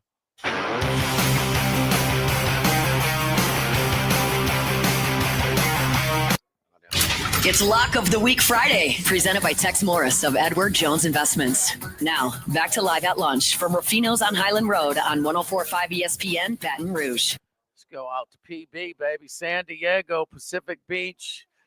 Oh, where he told us on that crazy-ass beach bar you took us to. Man, that was some characters there. Washington, Philly Exacta. Looked pretty good. Chris, how you doing, buddy? What'd you think of last night's game? Just a frustrating game. I do have that exacta, but I'm stronger on Washington. I have them at 15-1 to win the NFC East. And when you get out to that lead and have an opportunity to maybe take the lead in the fourth, I know, probably analytics says go for it. But like you were saying before the break, you go backwards 2 plays in a row, and then you kind of have a bobbled snap. It's just a frustrating game, and then the defense just rolled over at the end. So. Just frustrating. I still think the Washington football team can come back and win the division, if you do look at the schedule, Philly has some tough games coming up. So against the Ravens, I think the Rams, a few other tough ones. Plus, they get the Eagles to come back to Washington in a few weeks to get the home game. So you never know. I wouldn't say the division's done, but definitely a little bit of a frustrating game last night. Yeah, I think it's more of the protection being outmatched the last couple of weeks instead of Jaden Daniels hitting the wall. But he wants to go to McLaren more than he did last night. And when you can get pressure with just 4, I mean, it gives you an extra guy to bracket McLaren. They were going to take away his guy. I mean, and so yeah, he had a couple bad reads though. I thought there was that I think in the second quarter when they were backed up and they had a chance to get the first down, he had 2 guys open. He went to run for it, didn't make it. Then they had that costly drop by Eckler when they were driving maybe to get another field goal or potentially a touchdown. They had to punt. So it just wasn't a great game. The play calling I thought was very suspect by Kingsbury. But what can you do? It is maybe a rookie wall a little bit, but we'll see. We'll see what happens. See if they can bounce back. They have a bunch of easy type of games coming up. New Orleans, Carolina. So we'll see. Okay. All right. You gonna watch the fight somewhere, huh? Tonight? I'm definitely gonna watch the fight. I think I took Tyson. I got him at a lot better odds than he is now. I got him at plus 241. I think he looks in great shape. And if one thing I know, and a mutual friend of ours, Paul Bovey, has always told me, age is just a number. If you're willing to put the time, and I'm telling you, if you put the time, effort to train, age is just a number. And I saw Tyson yesterday on the weigh-in when he slapped him. I mean, he looked in tremendous condition. I couldn't believe how ripped up he was. I mean, I'm impressed, and I think he's not gonna go out there and just embarrass himself and get knocked out by Jake Paul. The one thing I would say is that Jake Paul looks like he's on a lot of performance enhancers, I might say. Guy what makes you say 30 that? 30 pounds bigger than the last time I saw him. But I don't know. I'm going to watch it. I'm going to root for Tyson. Maybe get a little early round knockout. We'll see what happens. Oh, man. Where are you going to watch it, though? In town? I'm probably just gonna watch it at my house. Okay. I watch at my house, got the other games on, watch the Vishen contest show later, get ready for Saturday morning. Saturday mornings come early out here, 9 a.m. first game. Yes, I'm well aware. Let's get to your picks. Look, I was horrible on my pick last week with LSU. Man, I'd sometimes a little myopic, I guess, too close to the sun. But that was a terrible read. I'm shocked at the egg that they laid in front of that place that was ready to blow. I mean, ready to blow. But we did pick the Ole Miss game last week. But I did tell you, how is Texas number 3 seed with that damn schedule with the best win at Vanderbilt? I mean, what a joke that schedule is, huh, Chris? Yeah, I was going to say I'm going to go against Texas again. Definitely playing Arkansas. I'm not sure what number you got up there now. I bet it earlier in the week at plus 14. Yeah, it's 12 and a half. 12 and a half. Yeah, it's 12 and a half. Yeah. Well, I was going to say, who is Texas' best win? Michigan, Oklahoma? It's sad to say it's probably Vandy, like you said. I mean, this Texas team, I've been going against them all year. It was my game of the year when I went against them with Georgia, took them with Vandy the following week. And I know Arkansas, last time they came off a bye, they got smoked by LSU. But I've been reading some of the comments from the players saying they're taking this bye week a little bit different, a little more harder practices. And Sam Pittman's been reminding the team how much of an old rivalry this is. He's been playing old clips of some of the old days just to, instill into the players how much they're supposed to hate Texas. And they're getting some good injury reports from Jalen Green and Jaquindon Jackson, both probable to play. Jackson was the Texas transfer, and they said one of the major talking points again to come to Arkansas was he'd get to play against Texas. So I'm sure he's ready to play this game. I really don't understand how Texas is that ranked high in the playoff ranking. And I mentioned about a month ago, is it possible that this Texas team could not make the playoffs? And if somehow they have a tight game to Arkansas and lose to A&M, who's their big win? So I think the points are a gift. I can see this game being a high-scoring type of game. The only time Texas played a decent offense, and I mean decent, because Georgia's the 49th ranked offense in the country, they got kind of blitzed. Now, Arkansas is coming in averaging 6.2 yards a play. I think they're going to put up some points against Texas. And conversely, I think Texas is going to score against Arkansas as well, as Arkansas gives up 6 points, yards a play, and Texas is rolling at 6.5 yards per play. So I think it's going to be a high-scoring game, but I'm going to take the points, and I think there's an outside shot Arkansas could pull off an upset. All right, Arkansas plus the 12.5 and over in the Texas-Arkansas game, 57.5. So 2 of your 5 right out the chute there. Let's move on. Let's go to the big one in Provo. And this line has been coming down with Kansas. And Kansas, who in all 6 of their losses they were leading in the fourth quarter. We talk about what's your boy's name? The offense coordinator went to Penn State, Max. So Kotelnicki. Yeah, so he there was a little transition issue with the new offense coordinator for Jaden Daniels, but he's got it rolling pretty good now. Last 3 games, they're putting up about 500 yards a game. You like Kansas as well on the road here against Provo. Maybe a little pressure getting to the Cougars, huh? Yeah, I do like Kansas. Another BYU miracle last week, and I had Utah on the show, and I was almost ready for another disastrous bad beat. The North Texas bad beat was bad enough. I thought I was going to sit here and blow this game. But another miracle, as we talked about last week, the only reason BYU keeps winning these games is they keep getting the huge advantage of the turnover battle. Last week, Utah fumbled, had 2 interceptions. This is the craziest stat I found on BYU. Third down conversion percentage, they're only 29%. That ranks 126 in the country, only ahead of FIU, Northwestern, Purdue, Duke, Houston, Florida State, Southern Miss, and, of course, Kent. I mean, how is this team, sixth-ranked team in the country, third in the playoff picture? It's all smoke and mirrors. Kansas is coming in 6.2 yards per play. Last 3 games, 7.4 yards per play. That's top 5 in the country. Jaden Daniels last 3 weeks is accounted for 6 touchdowns passing, 3 touchdowns running. Kansas, the last 3 games, they beat Houston, who's been hot as well. The near miss at K-State, where they should have won the game if they didn't fumble, trying to run out the clock. And they beat Iowa State pretty handily last week. Leipold's got this team playing some of the best football in the country. Kansas outright win. But if you can get 3, 2.5, take the points. But I think Kansas wins this game outright. All right, California and Syracuse. Nothing says ACC like traveling from Saratoga to Bay Meadows, huh? There we go. California. Golden Gate is closed. Golden Gate is closed. It's California in Berkeley. 10 points. It's up to 10 now, minus 108 at our local shop here at DraftKings, the Queen. Yeah, I'm not a big favorite guy. I played this earlier in the week at -7, and they've been taking money all week. And the reason why is Syracuse is without their starting quarterback, Jaden Bellamy. Their other starting cornerback, Marcellus Barnes, is already lost for the year. Their best linebacker, Marlo Wax, has been banged up all year. Got banged up a little bit last week. He's questionable to play.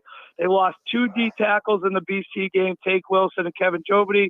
So this defense was lit up by Boston College, who's offensively challenged, who had to go to their backup quarterback. So it was kind of surprising to see how many points BC was able to put up on Cal. Not sure if it was just because of the quarterback change or Syracuse, or just Syracuse's defense that kind of just mailed it in. So this is a tough spot, cross-country trip like you mentioned. And this Fernando Mendoza, the quarterback from Cal, has got this offensive passing game really going. Last 2 weeks, 749 yards passing, 4 touchdowns, only 1 interception. I think he should feast on a depleted secondary.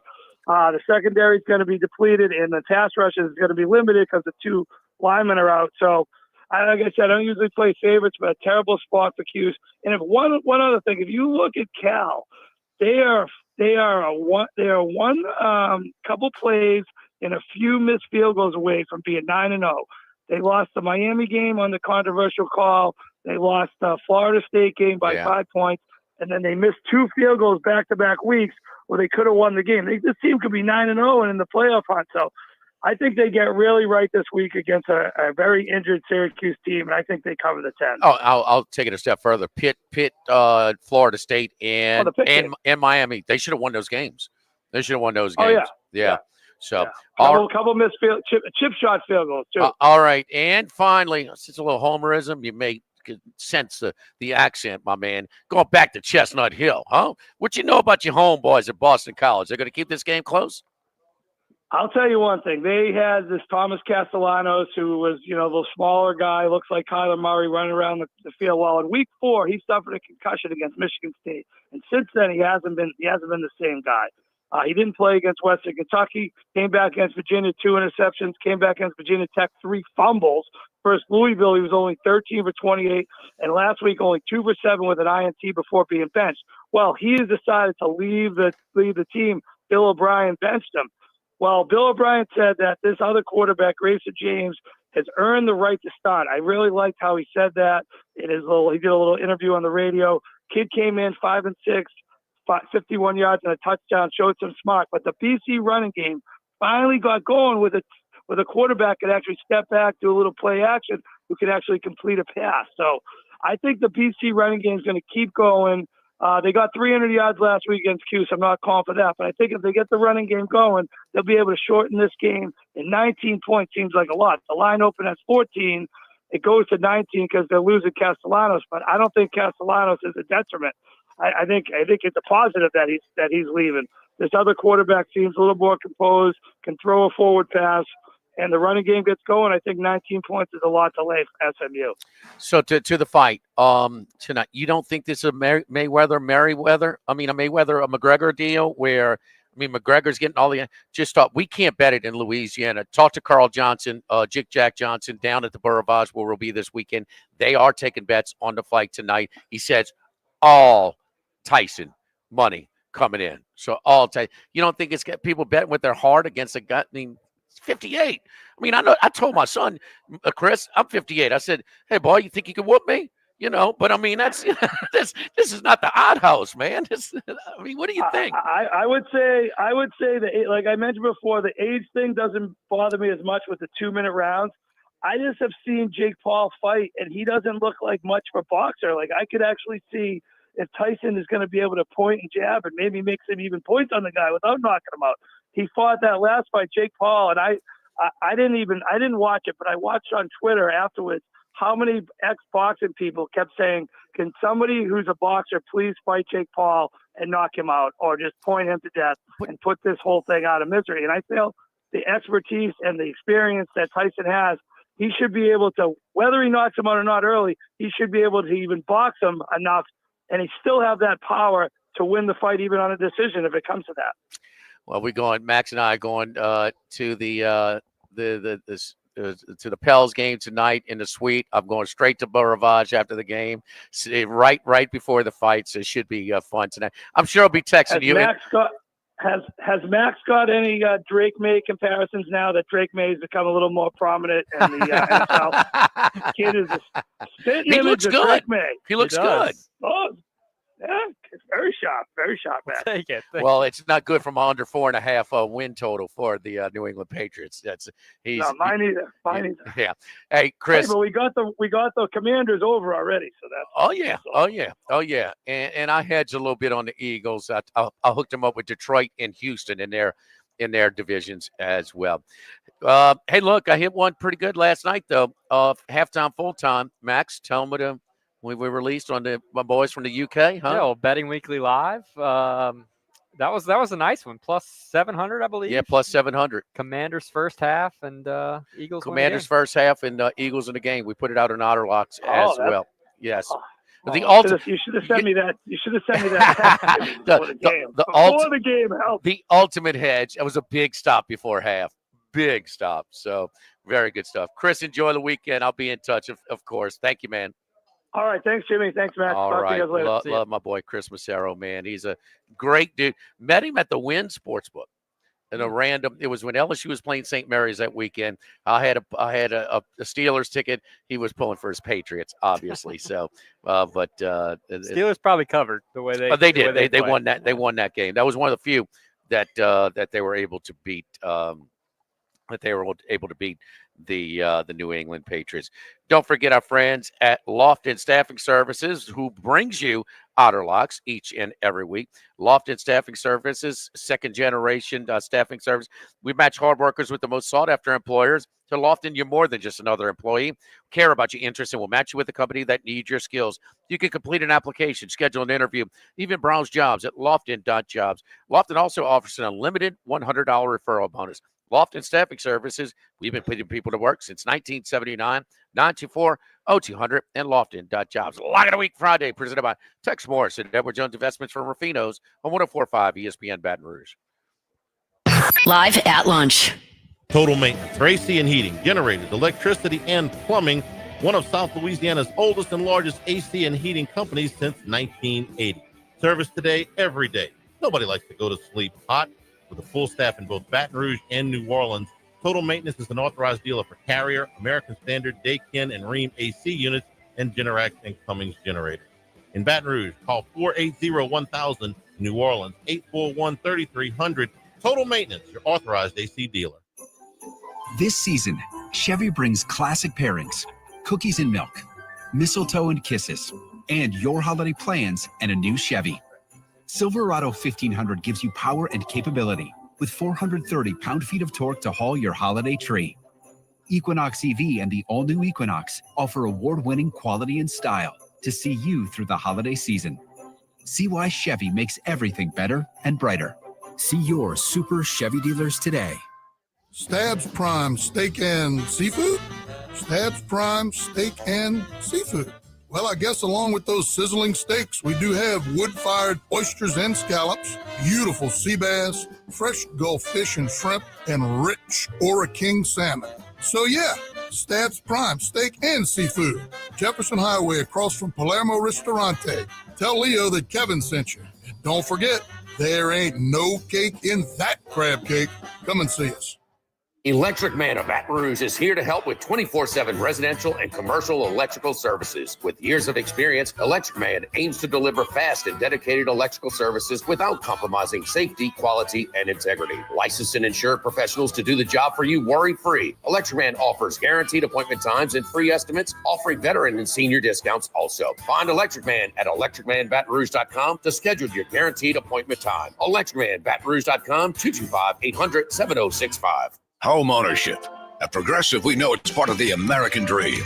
It's the land of the free and the home of student drivers ready to back into your new fence at any given time. It's firing up a round of burgers and dogs on your rusty grill with a faulty gas line that engulfs your tool shed in flames. It's also around-the-clock protection when you bundle your home and auto with Progressive, which can help keep the American dream of home ownership alive and kicking. Get a quote at Progressive.com. Progressive Casualty Insurance Company affiliates and other insurers. Not available in all states. In business, service is everything. Cintas delivers what you need to better serve your customers. Whether it's freshly laundered work apparel for almost any job imaginable, tested and inspected fire protection systems, first aid and safety supplies, on-site AED training, or mops and restroom products, stocked and ready when you need them. Better work days happen together. So visit Cintas.com. Oh, I'm ready! And get ready for the workday. This is Charles Hanagriff for Home Bank. If you're tired of the impersonal, one-size-fits-all style of banking, you deserve a bank that delivers exceptional service and personalized attention to your needs. That's the Home Bank standard. Since 1908, Home Bank has been a trusted financial partner for your businesses and families because they go the extra mile to help you reach your goals. See for yourself why Home Bank is good for business and good for life. Stop by any South Louisiana, Houston, or Natchez area location or find out more at home24bank.com. Home Bank, member FDIC. This is Chuck Oliver. Listen to me as we talk college football all year long, weeknights at 6 on 104.5 ESPN Baton Rouge. It's brought to you locally by Louisiana Turf Company. Visit them at louisianaturf.com. Hi, this is Jake and James of Trash Rangers of Louisiana. If you switch your residential or commercial trash pickup to us, we promise to never sell your trash to the paparazzi. Seriously. Looking for a tax deduction? Think about donating your car, boat, or RV to St. Vincent de Paul. Visit svdpbr.org.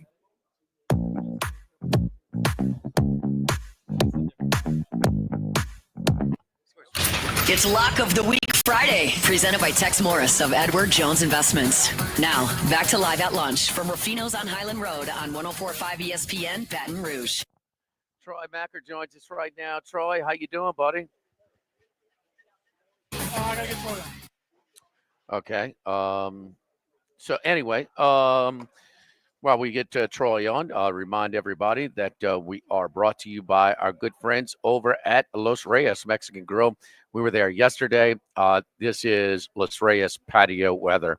Open up the garage style doors and man, So you can sit out in the sun, or you can sit in the shaded area inside with the windows open. It's the best of both worlds, man. Got TVs to watch. We watch a little horse racing and ESPN with the ball games and things like that. So Los Reyes Mexican Grill, tell me, great happy hour, 2:30 to 6:30, 7 days a week. Los Reyes Mexican Grill on Lee, just off of Nicholson across from Mike Anderson's. Troy, how you doing, buddy? Doing good. Thanks for having me on. We're not happy around here, Troy. We can't bet the fight tonight in Louisiana. Yes, of course. Yeah. Neither can I. This is we've been on the good side of sort of the state by state regulations on what you can bet, whether it's a draft and things like that. This one we're not. How many what percentage of the states at Bet Rivers are offering a fight tonight? Yeah, I think it's somewhere between 30 and 45%. Okay, a little less. A lot. A little less than half, huh? Yeah, and it's surprising because we've taken a very healthy handle. We haven't offered odds on all of his fights. Some of the more high-profile Jake Paul fights, Tommy Fury, his last one against Mike Perry and Nate Diaz, we did, and they did, mid to high six-figure handles. So I think we're trending towards that again. I anticipate there will be some big bets the next few hours simply because of who his opponent is.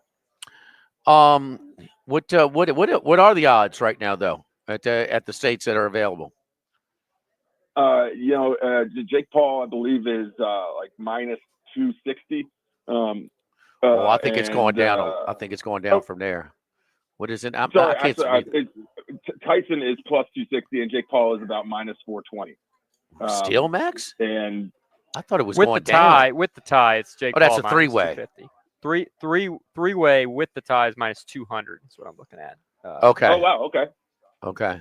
That is interesting. We've talked about the Jake Paul fights and their circus fights.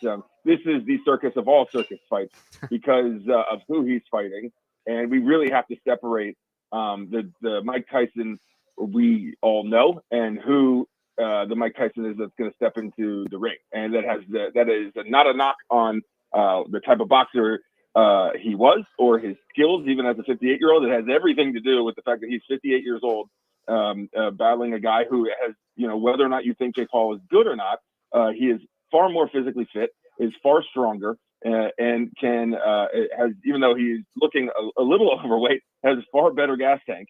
So that is really what this fight comes down to. It has nothing to do with the boxing skill, I don't think. What kind of what, Max?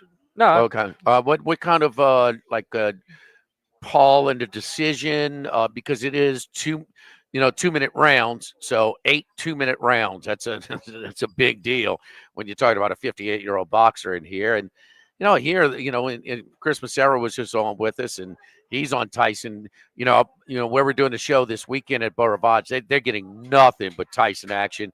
Is that the same at Bet Rivers, Troy? No, actually. So, I think I haven't checked in an hour or so, but it was about 66% of the money was on Jake Paul, but tickets, it's about 62% towards Tyson. And what that indicates to me is, the big bets and the sharp money is on Jake Paul, but people who are betting $1, $5, $10, $20 are all betting on Tyson because they're people who are want to root for the guy they grew up watching. He's one of the most culturally significant athletes of our time. Probably the second most important boxer of all time behind Muhammad Ali. So you're seeing a lot of, just small bets on Tyson because why not? And people don't like Jake Paul. But the people who are actually investing money seem to be investing in Jake Paul, which I think is the smart play. Interesting. I don't like Jake Paul, but I like money. So I'll be betting on Jake Paul. Exactly. Agreed. What's Paul the decision? 3-1, roughly. What do you mean? Minus 300? No, plus 300 to win plus by decision. 300. And what is he to knockout? A plus 140. Now these are lighter gloves, so the knockout's a little bit harder to reach in this fight. And Tyson, why would you lay the money line on Paul when you can bet both of those? It's not going to finish in a tie. Troy, you think so though? You think the tie is a possibility, huh?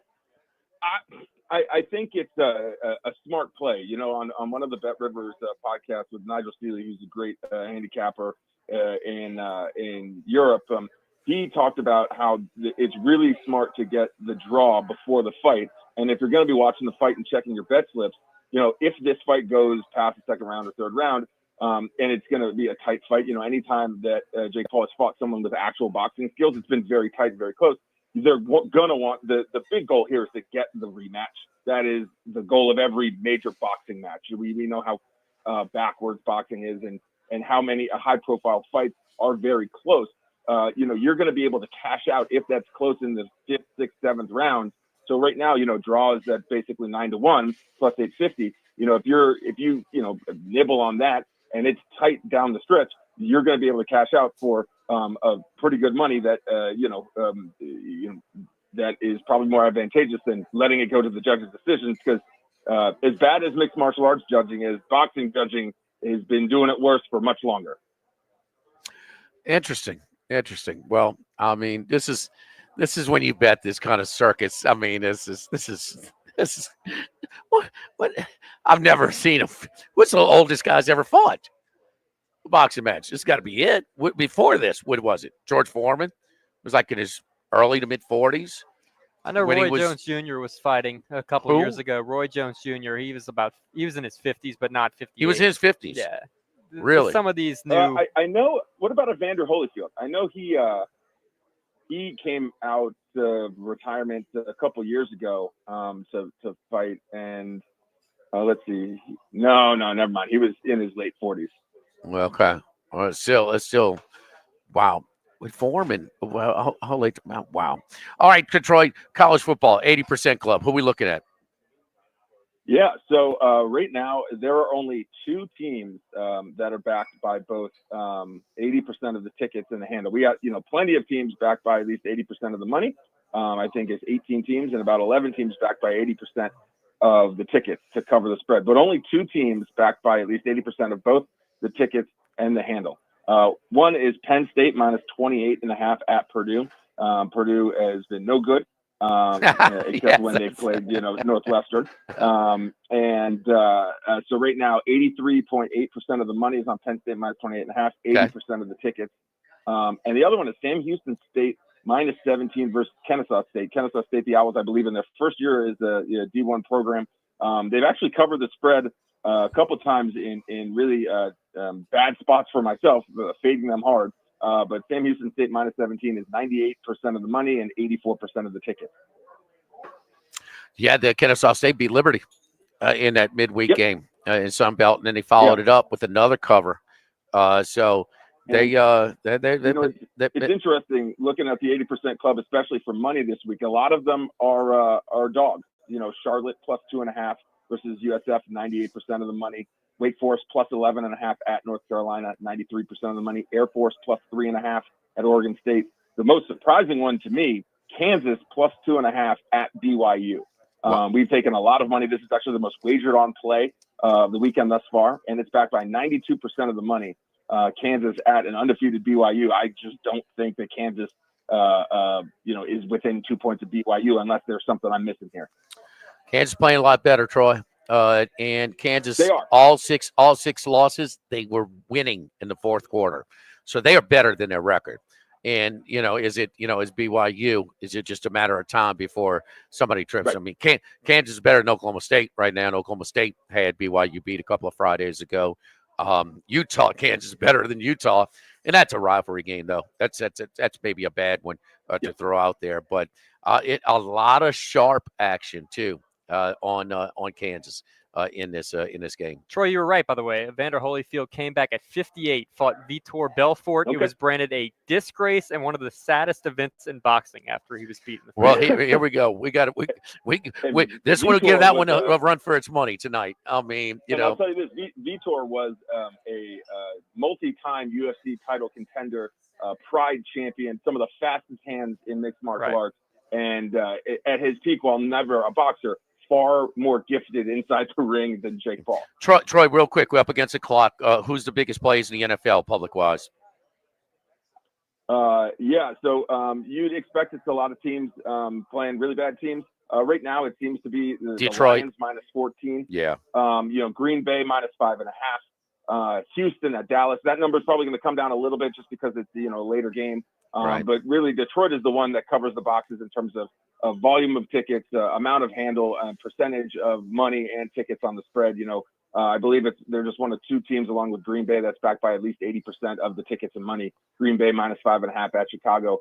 I'm surprised that isn't garnering more money, because everyone is out on Chicago right now. Well, thank God that they flexed out of that Jets game. We finally get the New York crap teams out of there. We get Cincinnati and the Chargers on Sunday night. Thank you, Troy. Have a good one, guys. Thank you. All right, don't forget our friends at United Community Bank, the local way to bank big, with locations from Baton Rouge to Golden Meadow. We've been serving the people of Southern Louisiana for over 50 years. At United Community Bank, your business is our business. We support the hardworking folks behind local business, from initial startup loans to ongoing planning and assessments. United Community Bank is here for you.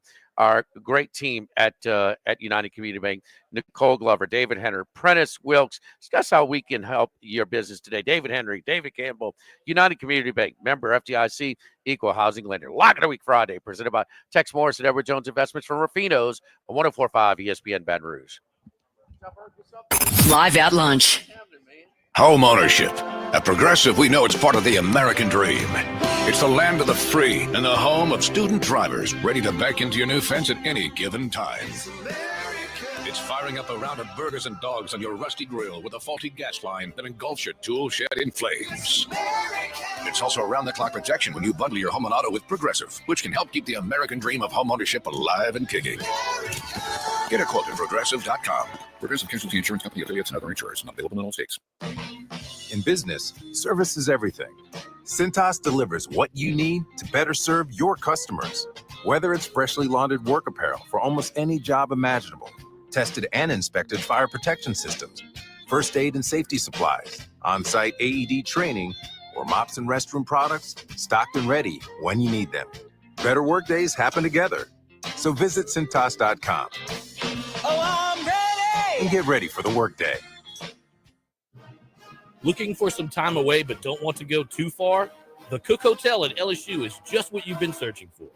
Book your getaway today and enjoy a peaceful escape overlooking the University Lake in any of their luxurious guest rooms or suites.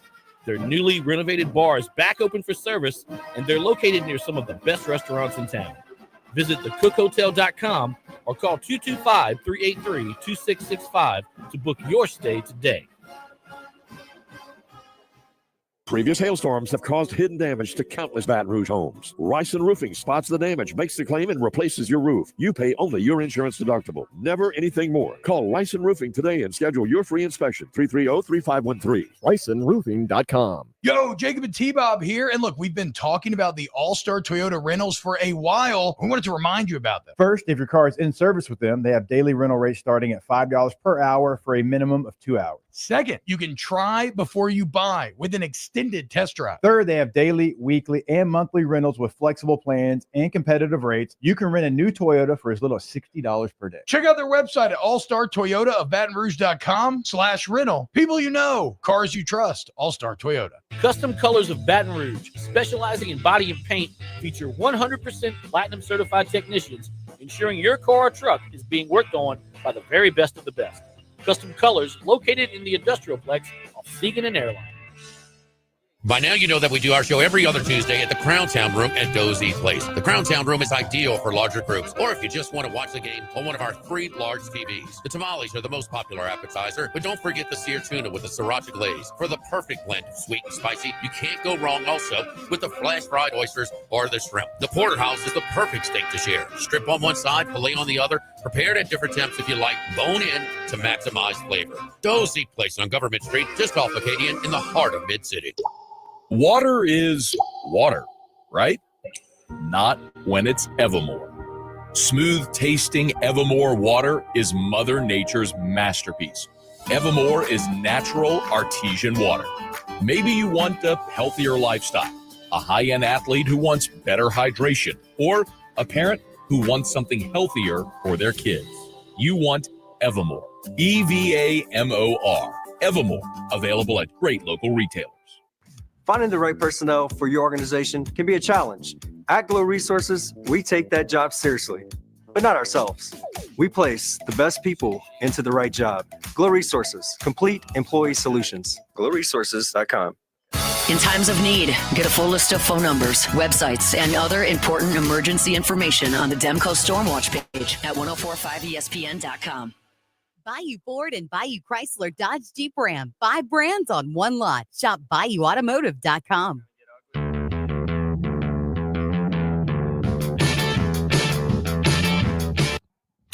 It's Lock of the Week Friday, presented by Tex Morris of Edward Jones Investments. Now, back to Live at Lunch from Ruffino's on Highland Road on 1045 ESPN, Baton Rouge. Football Sunday does originate from the Ravage in Biloxi this Sunday, and then our show Live at Lunch on Monday, 10 a.m. to 1 p.m. includes a Brian Kelly press conference.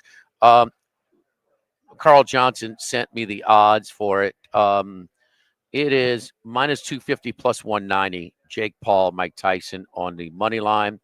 The three-way result, if you include the tie, minus 200 plus 200. To go the distance. The yes to go the distance is plus 150. I think it's knockout with two-minute rounds, Max. That's it's tough. Possible, but I'll be playing Jake Paul by decision, 3-1. Jake Paul by decision is 3-1 plus 300.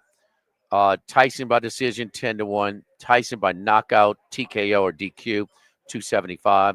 Jake Paul by KO, TKO, DQ plus 110. Oh, I'll take the Jake Paul decision too, huh? Yep. Draw 10-1. I'm gonna get Nigel on the phone, huh? I understood. He'll answer my calls right now. Some of these Netflix sort of specials, it's in for money. Maybe they just want to do it again. Oh no. You listen. You approach with caution. Okay, this is. I mean, all gambling you approach with caution. I get it, but I mean,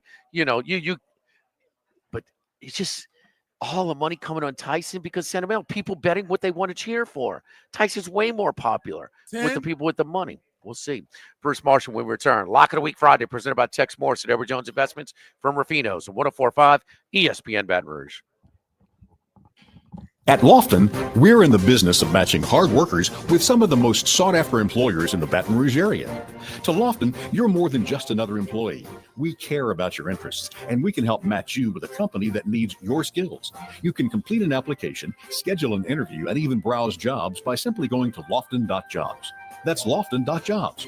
We also offer an unlimited $100 referral bonus. At Lofton, we put people to work. Lofton.jobs. Celebrate International Games Day by getting your game on at the main library on Goodwood, Saturday, November 16th, 10 a.m. to 3 p.m. Bring the whole family to this all-ages free event and see how many different games you can play in one day. Play card games or life-size games to a board game before switching to a VR headset. Then you can join a tabletop game session and connect with local gaming resources and more. Come to the library for some fun and friendly competition. Learn more at ebrpl.com/gameon. In Louisiana, it's not if you're going to need a home standby generator. The question is when. Optimized Generator People are Louisiana's largest and best full-service Generac dealership with 4 locations covering all of South Louisiana from Lake Charles to Slidell. And they only do one thing, home standby Generac generators. Prepare now so you can stop worrying about not having emergency power when you need it. It's optimized. GeneratorPeople.com. GeneratorPeople.com. Are you ready for some football?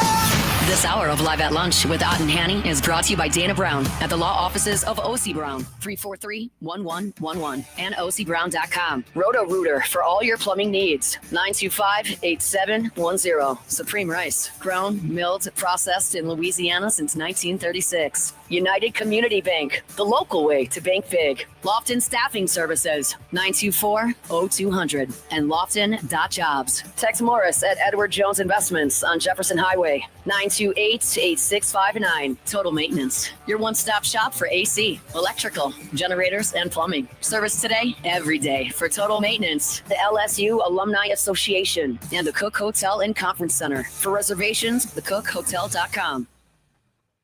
I'm here with former Tiger and attorney Chris Barrett. Gordy, one area of the game often overlooked is special teams. Having the best special teams players can often be the difference between victory and defeat. Now, Chris, how does this relate to hiring the right attorney? Just like on the football field, you want an attorney who has the special skills and experience to obtain victory. For more than 20 years, I've been fighting for my clients in courtrooms all across Louisiana. Whether you've been injured in an accident or arrested and need to defend your rights, you want a Tiger on your team. Chris, how can people find you? Call me, attorney Chris Perrette, the law offices of O.C. Brown in Baton Rouge, 343-1111. 343-1111. LA filing 231-6026. Bow and waterfowl season is open, and Southern Outfitters is your one-stop shop. Fully stocked with decoys, full-service bow repair, and sales. Tree stands, hanglands, and hunting apparel for the entire family. Visit Southern Outfitters in Zachary and at southernoutfittersla.com.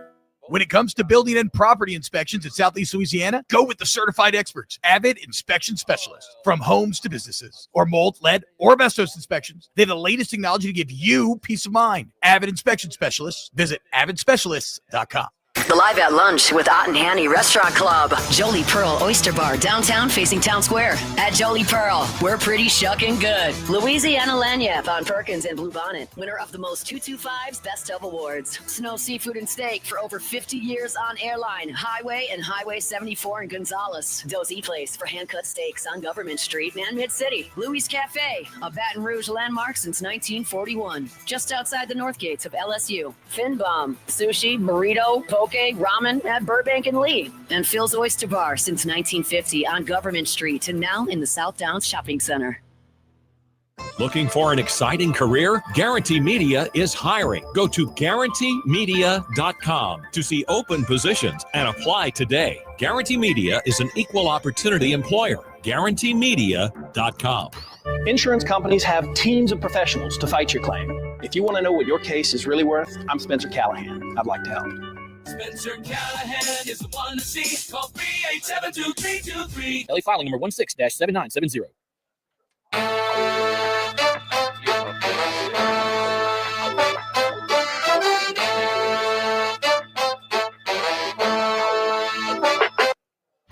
It's Lock of the Week Friday, presented by Tex Morris of Edward Jones Investments. Now, back to Live at Lunch from Ruffino's on Highland Road on 104.5 ESPN, Baton Rouge. All right, kicking off hour number 2 over here at Ruffino's. Ruffino's are the weekend specials again. Appetizers this weekend today and all through the weekend. The angry shrimp and the Wagyu short ribs are, well, those sound good. Entree features the fish Oscar. That's a grouper with the jumbo lump crab meat with Bearnaise sauce, side of asparagus. New Orleans ribeye.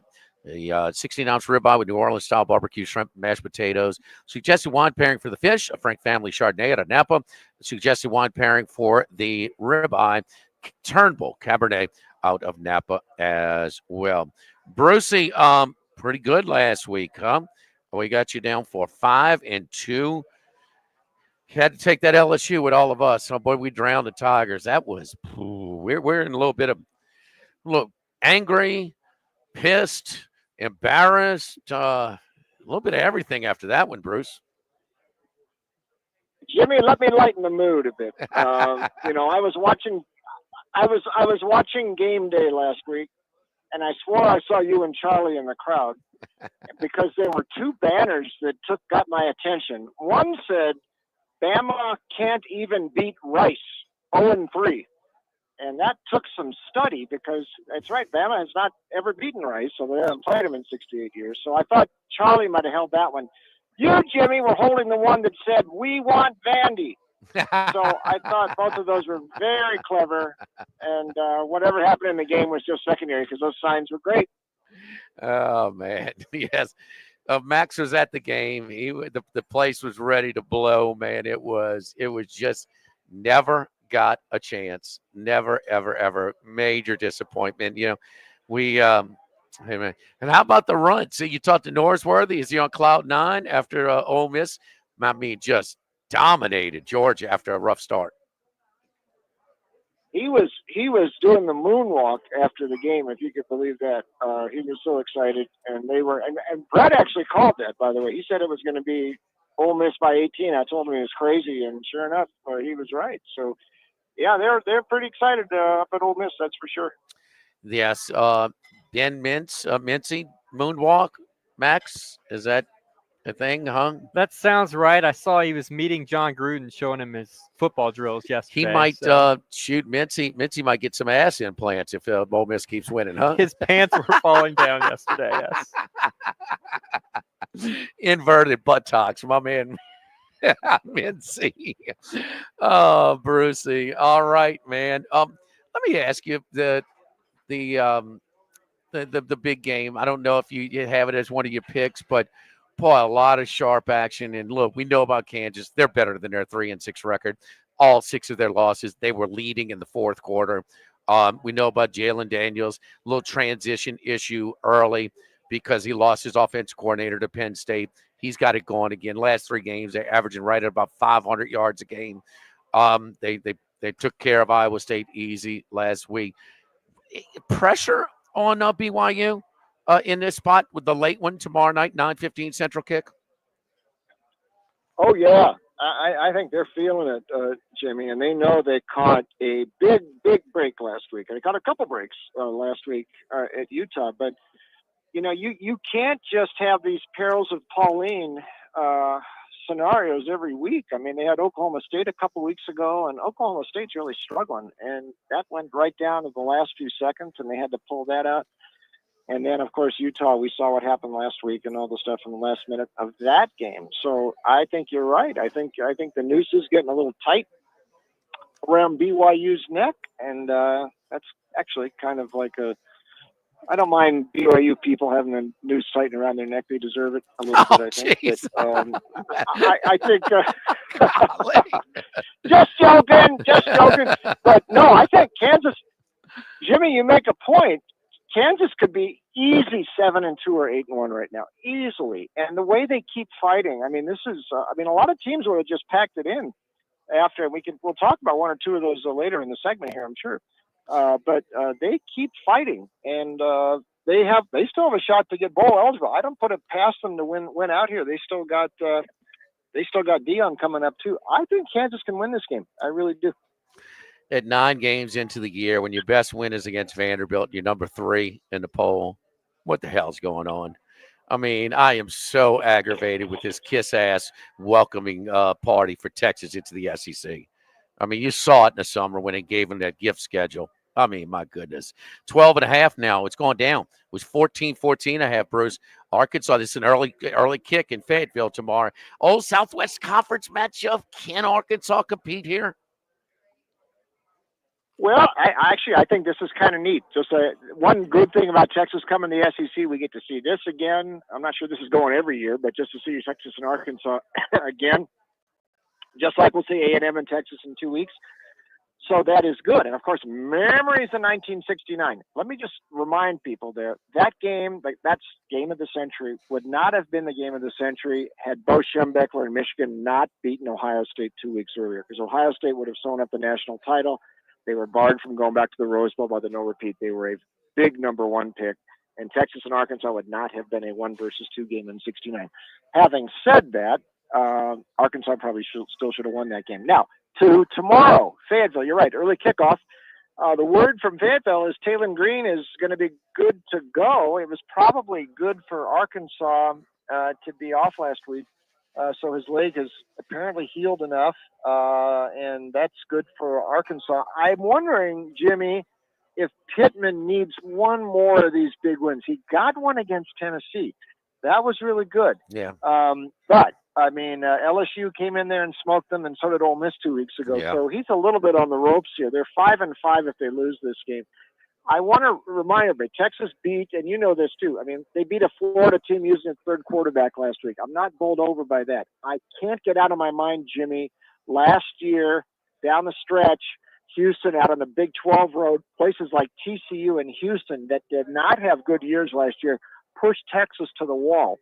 Yeah. And one last note. This is one of these games this week, Jimmy. You've got a high-ranked team going out and laying near 2 TDs on the road. Oregon's in this spot this week. Boise's in this spot. The opposition isn't that bad. These teams just want to get out of there with a win, and to run up a margin, I think it's going to be really tough. I think Arkansas's got a shot tomorrow. They're going to keep this thing close. I will take the points with the Razorbacks, and we'll see what happens in the early kickoff in Fayetteville. And so you like San Jose State to stay close to Boise this week as well? And I like Wisconsin against Oregon too. Oh, okay. Yep. Okay. All three Okay. of them. Okay. The Old Navy coach is at San Jose State. How have they been doing this year, Brucey?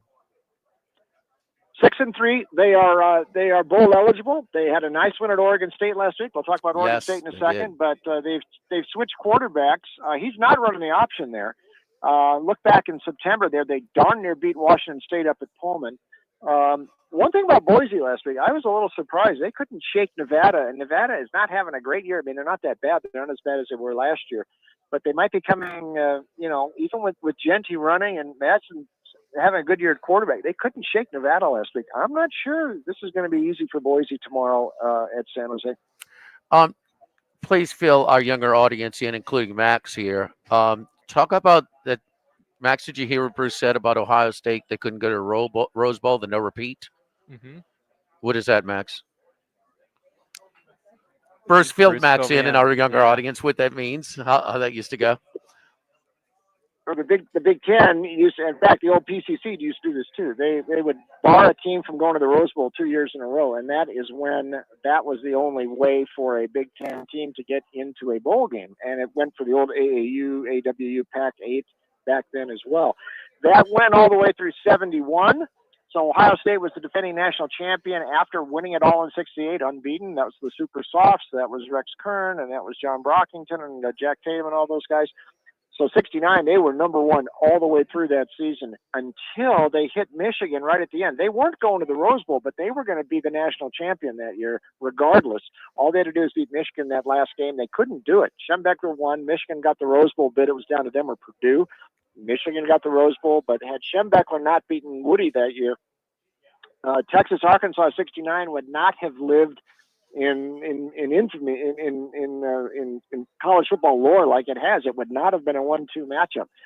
And so Texas people, they got to thank Michigan Max, a little bit. The They president they weren't too nice to them back in September. I'll fill you in on the politics. President Nixon was at the game, and he went into Texas locker room to congratulate them. Yes, so I'll keep you up to date on the politics, Max. So, but maybe Curtis can. And here's the other thing: like in the '80s, for the SEC, because they didn't have divisional play, in where everybody had to play each other, and then obviously head-to-head was the tiebreaker. The tiebreaker was on who got to go to the Sugar Bowl. What do you think it was? Not head-to-head, I'm guessing. Who has been there? Who has not been there more recently?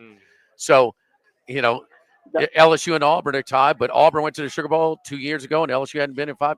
LSU would go. Sounds like a bad rule. Yes, this great sport of ours, our favorite, has all kinds of bad history. There's no doubt. But hey, let's throw a parade. Hey, Bruce, look, we got a 12-team playoff, man. Let's throw a parade 45 years late for it. Well, 55 years late too. I mean, by the way, that's how Indiana got to the Rose Bowl in '67 because they had never been, and Minnesota had been more recently than them. So that's how Indiana got there. By the way, George H.W. Bush was in President Nixon's traveling party at Fayetteville that day. So you had two presidents actually watching that game, although several years before H.W. got into the White House. Bruce, give me a couple other that you like before we get to your smaller conference picks. Yeah, I'm going to, let's look at Notre Dame here, Jimmy. We've talked about them every week. We liked them last week. Unfortunately, I don't have Florida State to go against this week, so I'm a little bummed about that. But unless they're playing Charleston Southern, I'm not sure if it's this week or next week. No matter.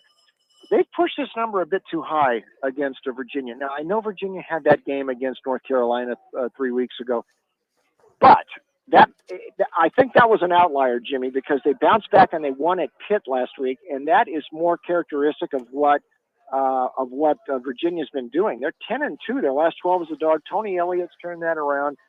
Colin Drea gives them more at quarterback than Musket did when Elliott made that decision early in the season to go with Colin Drea. I think it was a plus. 23.5 is an awful lot. Listen, I respect Notre Dame, and we talked about their point spread mark, 16-5-1 under Marcus Freeman since last year. And this is a top 10 defense again for Al Golden. But this is just darn many points, Jimmy. 23.5 is just too many. Virginia's not that bad. We saw them hang in there that game against Clemson when Clemson was trying to get the number 4 weeks ago. So I'm going to take Virginia there. Two other legacy games this weekend, Jimmy. And by the way, I am on my way to the Bay Area. I'm going to watch the Louisville-Stanford game tomorrow. I'll explain it more to you later if they let me in at Stanford. So anyway, I'm taking my grandson to the game. But in the Bay Area tomorrow, Syracuse is playing at Cal. Here's another history lesson. The last time Syracuse played Cal in 1968, it was in Berkeley. You can look at the Sports Illustrated that week in the SI Vault if you wish. 43-0 Berkeley. Cal forced 9 turnovers. And that was it for Ben Schwartzwalder Syracuse. They were never the same after that. They were a top 10 team going in. They were never the same. They're getting about 10 points tomorrow at Cal. And Cal's played pretty well. They get bowl eligible if they win. But I kind of think Syracuse, like we said, that one bad game that Virginia had against North Carolina, similar for Syracuse, the game against Pitt was bad. And I know they had that trouble with BC last week too. But McCord and them, just because Cal has had a history of blowing some leads this year, 10 looks a little bit too much for me. The other one, LA Coliseum tomorrow, Nebraska, USC. Man, I remember 1970 when Nebraska came in. Now, that was an eventual national title Nebraska team, but SC was favored by 12 in that game. It was the week after that 42-21 famous win at Birmingham. Nebraska and SC played to a 21-21 draw. Joe Orduna, 67-yard TD run. And that USC team played the number 1 and 2 teams in the country that year, Nebraska and Notre Dame, and didn't lose to either of them. 1-0-1. I was at the Notre Dame game in the rain, yet they were finishing 6th in the Pac-8 that year. Go figure. I can explain more about that later. Anyway, tomorrow, I think Loyola's going to play. Nebraska, the magic number is 7. They always lose these games by 7 or fewer, and it's 7.5 last I saw. SC has switched quarterbacks to Maeva, the UNLV transfer. They're not that good. I think Nebraska hangs in there tomorrow, so Nebraska, Syracuse, and Virginia, and those for me. What's the Nebraska line? +7 right now. That line has come down a little bit, Bruce. Virginia down 21.5. Yeah. So, yeah, it was 23.5 when we were looking at it yesterday, but it's come down a little bit. I have to ask your perspective on something. When Colorado, I would think, is a little bit of a public team, huh? I mean, the Deion Sanders, for better or for worse, he has attracted some attention, and people have been betting him. They have covered 7 in a row, Bruce.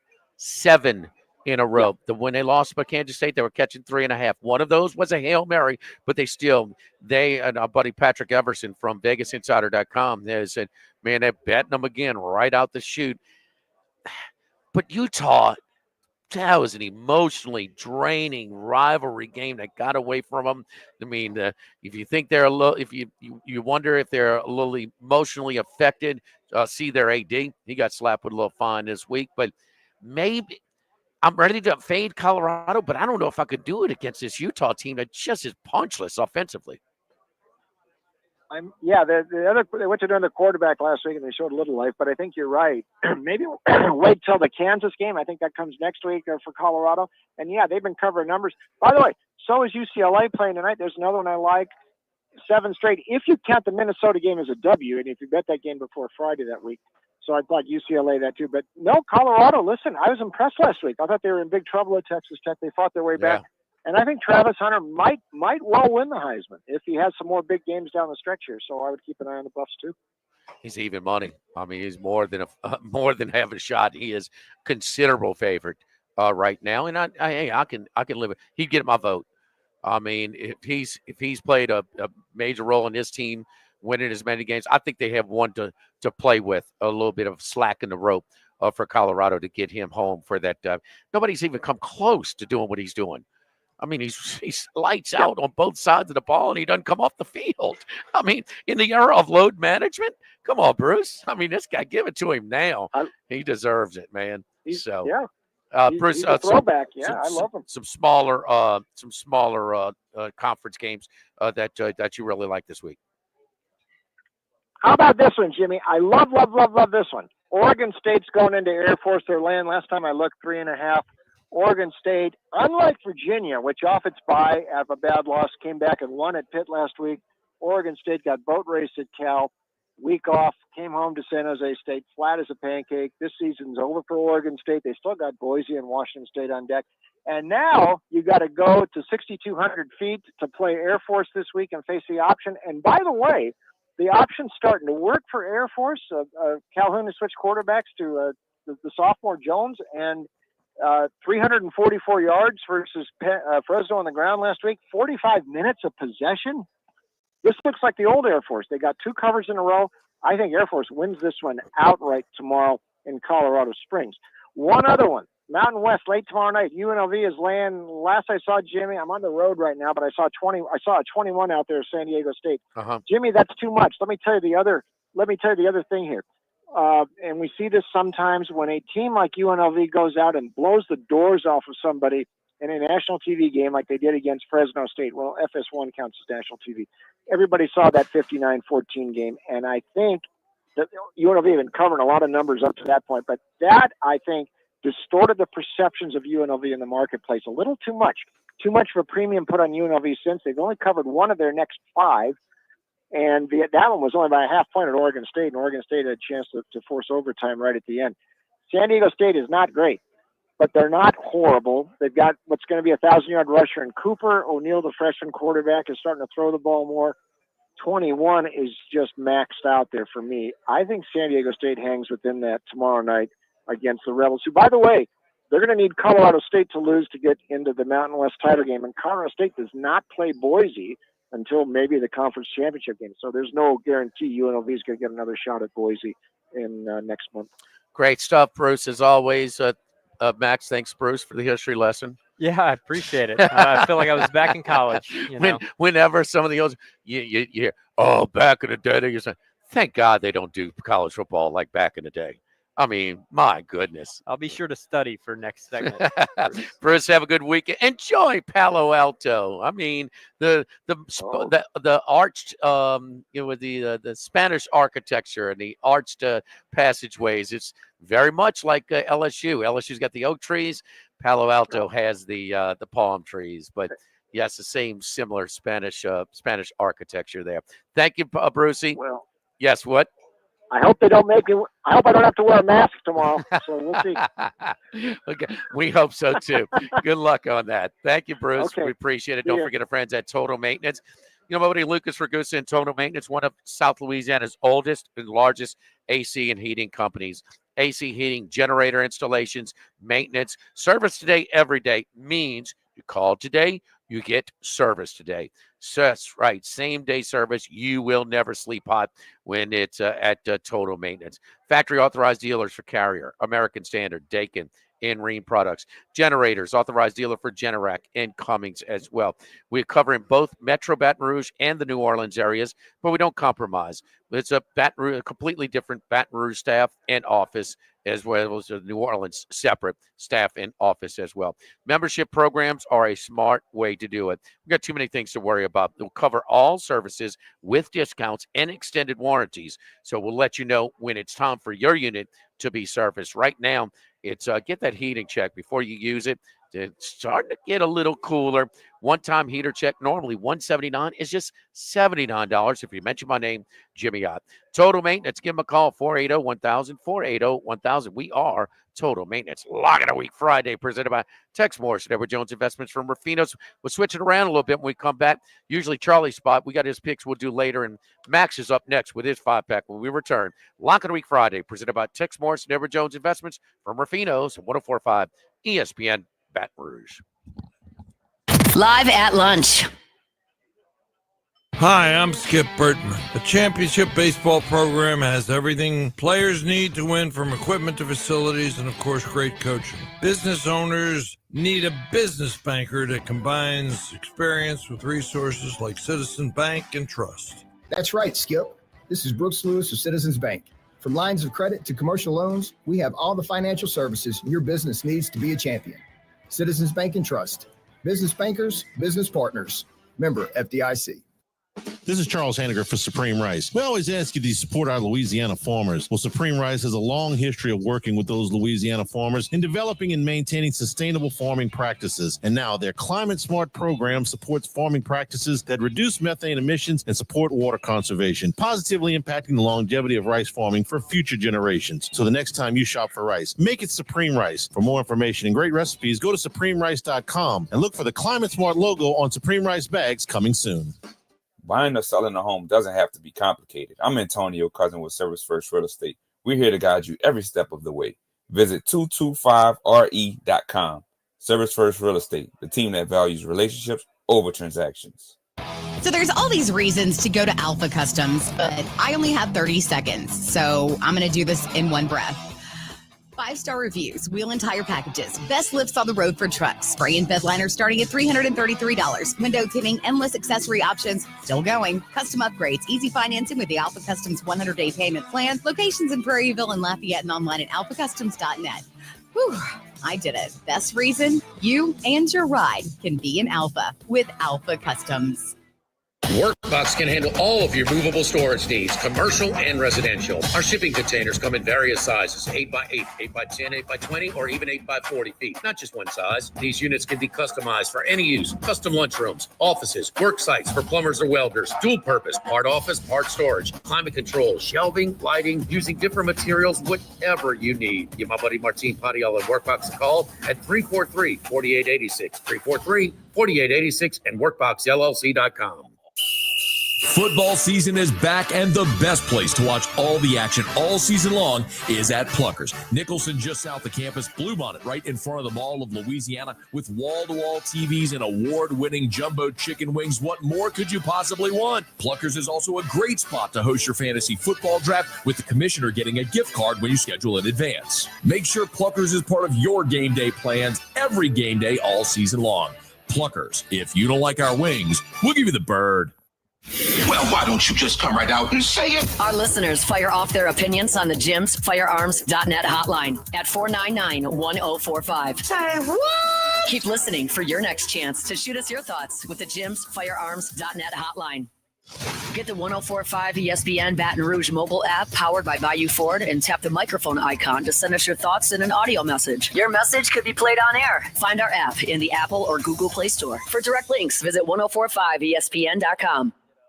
Attention, vehicle owners. Before you trade your transportation, let K&M Automotive give your vehicle a new lease on life with a remanufactured product from Jasper Engines and Transmissions. A Jasper remanufactured engine, transmission, or differential will extend your vehicle's life, giving you the extra cash to do the things you really enjoy. And Jasper offers a 3-year, 100,000-mile nationwide parts and labor warranty. K&M Automotive, 636-2875. That's K&M Automotive, Siegen near Perkins. Hi, this is Jake and James of Trash Rangers of Louisiana. Have you voted yet? Vote for Trash Rangers, and we really will take the trash out. Go to trashrangers.com now. Bayou Ford and Bayou Chrysler Dodge Jeep Ram. 5 brands on one lot. Shop BayouAutomotive.com.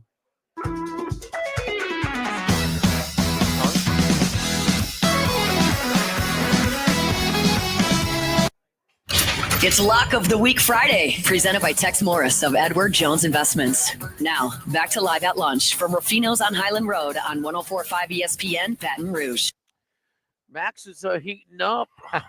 He beat us last year in 4 in 1 week, and then, whoa. 0-5, Max. Who were the picks last week again? I bet against Army and Navy. That was a mistake. Bet against you took South Florida, North Texas. Okay. Was on the bad side of some injury news. North Texas, 3 points. Yeah, how with that offense? I don't know. They never threatened. It wasn't like they moved the ball. ULL, I faded them. La Tech faded them, even though they lost. Still only lost is Tulane? Yes. Guy's doing a pretty good job. He is. Billy Napier might not be able to get his old job back. And then Vanderbilt plus 6.5. Finally, that wagon came to an end. Look like Vanderbilt.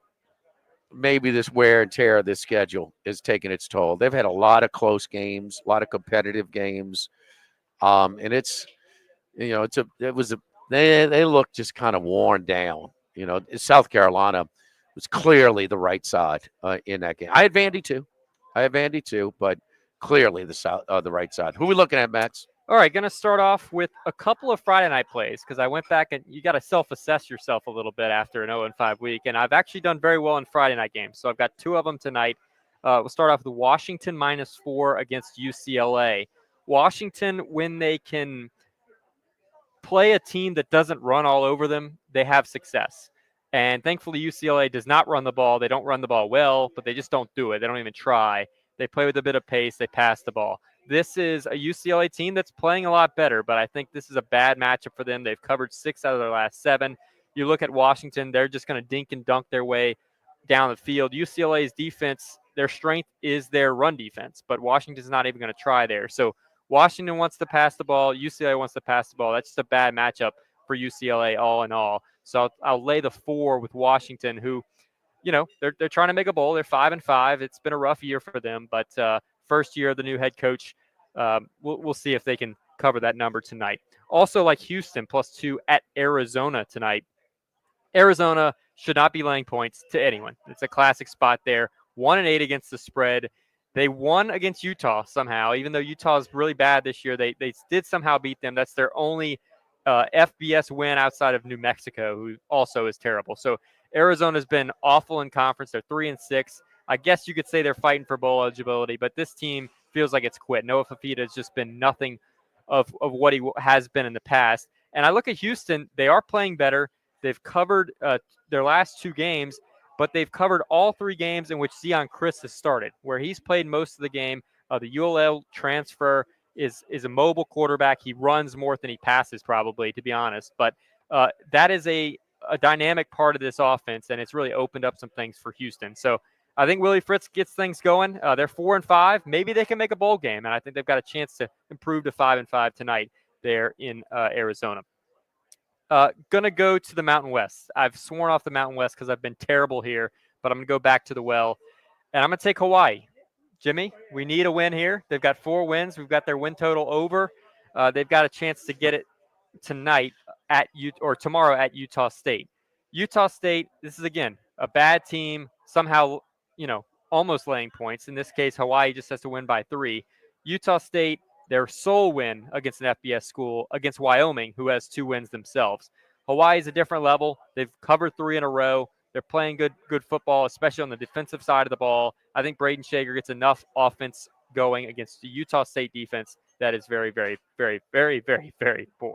What's the line there in Hawaii? Laying 2.5. Okay. That just seems very, very kind. In to the Logan, Rainbow okay. Warriors. Air Force +3 against Oregon State. You just heard it from Bruce, but there's something I'll add to that statement. Air Force's offense, they are playing better with the new quarterback, but they want to run the ball, right, Jimmy? You think about defense against a triple option, against Air Force, Army, and Navy. I learned this last week the hard way, unfortunately. You've got to be able to stop the run. Oregon State, out of 134 FBS teams, 129th in yards per rush given up on the run game. So I think this is just a terrible matchup for an Oregon State team that also seems a little bit in quit mode. They lost 4 in a row. They failed to cover in 5 consecutive games. Air Force, on the bright side of things, they're not going to quit. So even though they're out of a bowl game, they're still seeing the season out on a positive note. I'll take the Falcons at home catching 3 against the Beavers. And finally, this line, maybe it stinks to a lot of people, but to me it makes a lot of sense because BYU is 9-0 and they're only laying 2.5 at home. That's a tough place to play, but Kansas, they should have at least 2 more wins. We have post-game win expectancy that judges these things. It says they should have 2 more wins. You could argue they could have more. BYU is one of the luckiest teams on the other end of things. They just keep getting bailed out. Now, I do worry if the Big 12 referees have to make a call that decides this game, that maybe it goes BYU's way. We've seen this with Miami, but we've also seen with Miami last week that they can lose a game for a change. And I think it's time that BYU does it. Emotional win. They somehow escape against Utah last week. But I think it finally comes to an end. I've faded Kansas a lot early in the season because of that OC change, but they seem to have figured it out. They've covered 3 in a row. They're trending in the right direction, and they're still going for a bowl game. Look, the coach might have lost a lot of his good pub, but I think he's got a chance to right the ship a little bit. And I'll take Kansas to upset the Cougars, the 9-0 undefeated Cougars, and throw a wrench into the Big 12 standings. Yeah, what's your win total on Hawaii this year? 4.5. All right, so you got Utah State and New Mexico, so they'll be favored against New Mexico. Could have done it. Lost 29-27 to UNLV last week, but they did win a close one at Fresno, 21-20. That was help. Lost another close one against San Diego State, 27-24 at Snapdragon Stadium. I've been there. Wrexham. So anyway, that was one of my 5-pack losers. That's when I swore off the Mountain West, but I'm back with 2 of them this week. So, but Utah State 2-7 on the year. Hawaii's been a little bit better on the road. It used to be bet them at home, bet against them on the road. Well, guess who that team is now? That's the University of Washington Huskies. You know, when Scott Woodward was and Mark Emmert were there, they renovated their stadium. They actually had to play in the Seahawks stadium for a couple of years. They improved their facility. Who knew it was going to be such a home field advantage? 5-1, 1 yard away from being 6-0 at home against Washington State. 0-4 on the road. So Washington at home tonight. And UCLA, look, give them credit. Deshaun Foster did a nice job. They are competitive and they're playing sound football. But going on the road here, I think it's a little bit of a step up for them. I'm kind of like on Washington as well. Yeah, Willie Fritz at 4-5. They've already surpassed their win total at 3.5. It's them in Arizona State, depending on who you talk to, pick to finish last in the Big 12 this year. But we know he can coach. There's no doubt. Tulane's still reaping the benefits of Willie Fritz's hard work and his good work down in uptown New Orleans. But just because Kenny Dillingham's doing a good job, that doesn't mean Willie Fritz is doing a bad one. I mean, they were both picked low. Sure, Arizona State's 7-2, but it's still a great job by Willie Fritz as well. No, that wasn't my point. My point was they were. It was. They were both low on the total. Anybody's poll before the season, the best that either one of those teams were picked was second to last. I mean, nobody in a very competitive league this year. Point is, Willie Fritz, and he's a good coach, and they're also on the ascent. They've exceeded expectations this year already, so they're still excited about going to practice and going to play. Not the same at Arizona. So it was a big thing for when Fish left to take the Washington job, but Fafita and the McMillan stayed behind, the quarterback and wide receiver, who were high school teammates. So they stayed, and they were expected to be better. They have been bad this year, and so I'm a little surprised of the sharp action on Arizona. It's on Arizona because Houston was the favorite. Now they've been bet to the underdog as well. Houston's at Arizona, Baylor, and at BYU. Very interesting game for Dave Aranda when they go to Houston next week. So some of the games that we're looking at for this week. Don't forget our friends over at Dana Brown Law Offices of O.C. Brown, your law firm for a lifetime, 343-1111 and ocbrown.com. So we've got 2 games left at the end of the season. That is when Oklahoma and Vanderbilt come into town. But if you're coming in to see the Tigers play, staying downtown, definitely put into your plans to go check out Jolie Pearl. Speaking of Jolie Pearl, how about locally as well? Man, their pop-up, the Christmas decorations, it blows you away. It is something to see. There is no doubt about that. Ideal place for Christmas parties. Call Miss Elizabeth over at Jolie Pearl for your group, your private event for the holiday season. Any different size group, any type of arrangement you want. You want cash bar, you want this available in your bar, you want this, totally different catering menu that we have as well. Jolie Pearl, it's ideal for holiday parties this holiday season. Come back with my 5-pack when we continue. We have Charlie's 5 when we a little bit later as well. We're live here at Ruffino's Lock of the Week Friday. Lock of the Week presented by Tex Morris at Edward Jones Investments on 104.5 ESPN Baton Rouge. Live at lunch. The Pierre Part Store and the Thibodeau Store, your local experts in construction supplies. Listen, not just for your own personal use, but if you've got a contractor coming in to do a job at your home, all jobs, big and small, huge selection. Plumbing supplies, electrical supplies, hardware supplies. They'll deliver them to your job site. You need lumber, no problem. Available for pickup and delivery from the Pierre Part Store. Yes, that's right. Lumber delivery, top-notch tools, expert advice. That's really what sets the Thibodeau Store and the Pierre Part Store apart. I'll walk you through all of these projects if you're doing them yourself. You're not going to waste time. You're not going to waste money going down the wrong lane. Thibodeau Store, 900 St. Patrick Highway in Thibodeau, also has a huge selection of grills, crawfish and jambalaya pods, cypress furniture, and fishing gear. So head on down 900 St. Patrick Highway in Thibodeau, and online at thibodeaustore.com. When it comes to celebrating life, there's no better place than Ruffino's. With locations in Baton Rouge and Lafayette, Ruffino's is a steak, seafood, and Italian-inspired restaurant that focuses on the celebration of life, regardless of the occasion. Whether it's the food they serve or the service they provide, Their goal is to ensure a remarkable experience for their guests that is always remembered. To view our menu, visit ruffinosrestaurant.com. Ruffino's, where Louisiana comes to celebrate life. Home ownership. At Progressive, we know it's part of the American dream. It's the land of the free and the home of student drivers ready to back into your new fence at any given time. It's firing up a round of burgers and dogs on your rusty grill with a faulty gas line that engulfs your tool shed in flames. It's also around-the-clock protection when you bundle your home and auto with Progressive, which can help keep the American dream of home ownership alive and kicking. Get a quote at Progressive.com. Progressive Casualty Insurance Company affiliates and other insurers. Not available in all states. In business, service is everything. Cintas delivers what you need to better serve your customers.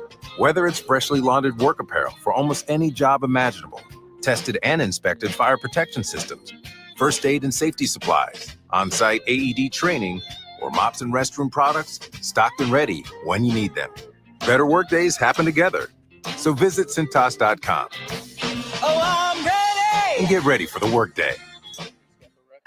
Now, everybody's been to Louis Cafe by campus. Heck, it's been around since over 80 years now. We're still doing delicious omelets like the Mitchell, cheesy grits, Big Cheesy Lou, and those Louis Original Cajun hash browns. We now offer a pickup window. Just call in your order at 346-8221. Give us 15 or 20 minutes, and we'll have it ready for you. Our hours are now 6:30 a.m. to 2:30 p.m., 7 days a week. So next time you visit campus, make it a point to stop by and visit an old friend. Louis Cafe, just outside the north gates of LSU. Please consider making a donation locally through St. Vincent de Paul that truly helps people in need. If you have a boat, car, motorcycle, RV, clothing, housewares, or furniture you no longer use, please consider donating it to St. Vincent de Paul. This donation could get you a tax deduction. Visit svdpbr.org. Majestic Metals is located in Sorrento with over 60 years experience in the pre-engineered metal building industry. Majestic Metals is the leading metal roofing manufacturer with high-quality products, superior customer service, and a fast turnaround. We offer both commercial and residential roofing, including a standing seam panel in a variety of colors with a 40-year paint warranty. A metal roof can add value to your home and is energy efficient. Call Majestic Metals at 225-675-3800 and talk to our knowledgeable sales staff for all your commercial and residential needs. Visit us on the web at majesticmetalsinc.com. This November, drive in style with the Queen Casino's Mercedes giveaway. One lucky winner will drive away in a brand new Mercedes valued at $85,000. Enter now through November 29th. You could be driving away in luxury. Get all the details at thequeenbr.com. Must be 21. Gambling problem? Call 1-877-7770-STOP. Jimmy Ott's 5-pack of picks, brought to you by Supreme Rice. Make sure you use Louisiana rice, grown by Louisiana farmers since 1936. Available at most local grocery stores. Supreme Rice. Supreme Rice. You're trying to get that restaurant quality of your rice when you make it at home. I've tried and tried and tried until I finally get the right product. The parboil rice. It's available. It's a new product line of our Supreme Rice products. It's available at wherever you find your Supreme Rice. Louisiana rice, grown, milled, processed in Louisiana since 1936. And the parboil rice is just a big, thick, long grain rice that doesn't have as much of that residue when you kind of when you boil it. And man, it is wonderful, wonderful stuff. I love it, man. I love it. You know, when the folks over at Supreme Rice were telling me about they were proud of bringing this product on board, I am sold. Check it out. The parboil rice, Supreme Rice, and SupremeRice.com. Willie Fritz, baby. Give me Willie Fritz. Two teams going in opposite directions here. They are excited to play. Arizona, not so much. They did get ambushed when they went to Lawrence, Kansas a couple of weeks ago. We had Kansas in that game, but Willie Fritz can coach, and he had to figure out his roster. And with taking over, it was a limited roster, to say the least, but he had no familiarity with it as well. He's got them playing better. Houston +2 at Arizona tonight. Kansas State at home in the Little Apple. And so they again. I like this Kansas State team. Arizona State, hey, this is one of the real great. They've had some great coaching jobs this year. Kenny Dillingham's the youngest Division I coach out there in his second year at Tempe, 34 years old. Scatterboo may be playing in this one. That's okay. This is a different level. This is kind of like that Washington-Philadelphia game last week. Step up in class for Arizona State. The old and the new, Dillingham against Kleiman with the Little Apple. It's a tough place to play. It's funny, though, these two quarterbacks remind me of each other because both are similar passing numbers, and similar rushing numbers as well. So where's that? The streets of where in Oregon? The mean streets of West Lynn, Oregon. That's right, the mean streets of West Lynn, Oregon. But give me Bradley in this one, Avery. And so I'm taking K-State minus 7.5. Same thing with another Big 12 venue that's tough to play. And now this team is in a more familiar road. The undefeated season, the brackets, are they going to the playoff? Man, and it started even before they started losing. And that's Iowa State. They should have lost to Central Florida at home, but they escaped to stay undefeated, and then they lost their very next two. So I like Iowa State. Pressure's off, back in their familiar territory here. Give me the Cyclones, where at Ames, we know that's a tough place to play. Give me the Cyclones minus the 7.5 against, I'm forgetting who they're playing right now, Max. But anyway, they're not one of the stronger teams in the Big 12. Cyclones minus 7.5. Then we're going to go with Georgia minus 9.5. Lane Kiffin talked about his team kind of being in a desperate mode, no more room for error, and maybe contributed to their high intensity, high focus, their fired up play that they had against Georgia. Now Georgia's in their spot.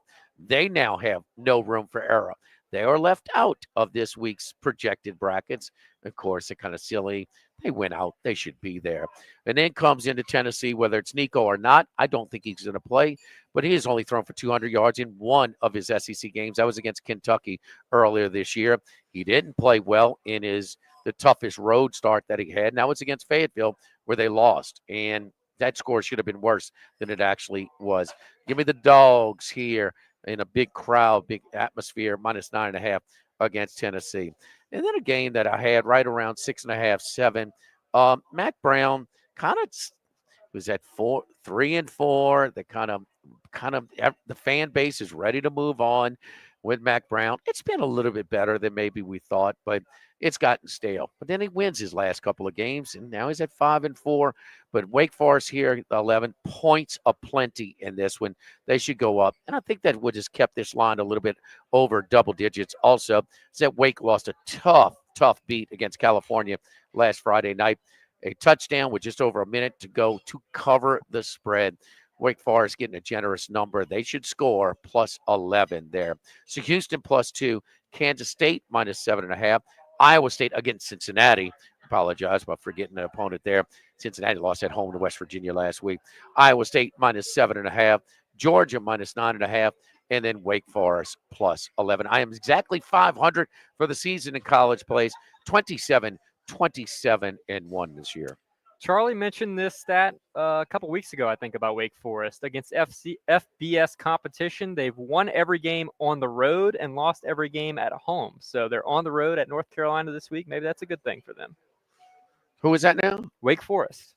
They've won 3 games in FBS play. They beat NCA&T at home, but their 3 FBS wins all came on the road, and they lost all their home games. Our server is down today, so Paul Stone's pick, we don't have it for him. Tell him where to find Paul Stone's picks, Matt. Yeah, check out the Bet Rivers Network. Sports Better's Paradise is the YouTube channel, and also on anywhere you get your podcast, Sports Better's Paradise. Subscribe on YouTube. Great content as always, and they'll if you subscribe, put the notifications on. That way you get every video in your inbox on your phone ready to go. Otterlocks was a good night last night again. So we had the now we went with Washington plus the 4.5, but did hit the under 2.5 Washington total TDs. We had the halftime full time that paid at the time plus 650. Plus 650. Washington to lead at half, but Philly to win the game. So some of those favorites can kind of come in a little bit less than focused and then wake up over the course of the game. It's exactly what happened last night. So find Paul Stone's picks again at Sports Better's Paradise, our YouTube channel. I was talking about Avery Johnson for Kansas State and the quarterback Sam Levitt for Arizona State. Look how close these things, because Johnson certainly has a lot of mobility. I mean, he's got some legs. They're trying to trying to develop his passing. But Johnson averages 7.5 an attempt, Levitt 7.9. Johnson, exactly 10 more TDs and interceptions, 17-7. Sam Levitt, 10 more TDs and interceptions, 14-4. Rushing the ball, both have 4 rushing touchdowns. Johnson has 391 total yards.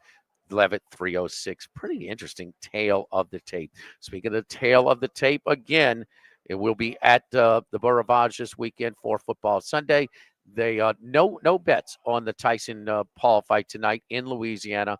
It's one of those different little sanctions state by state.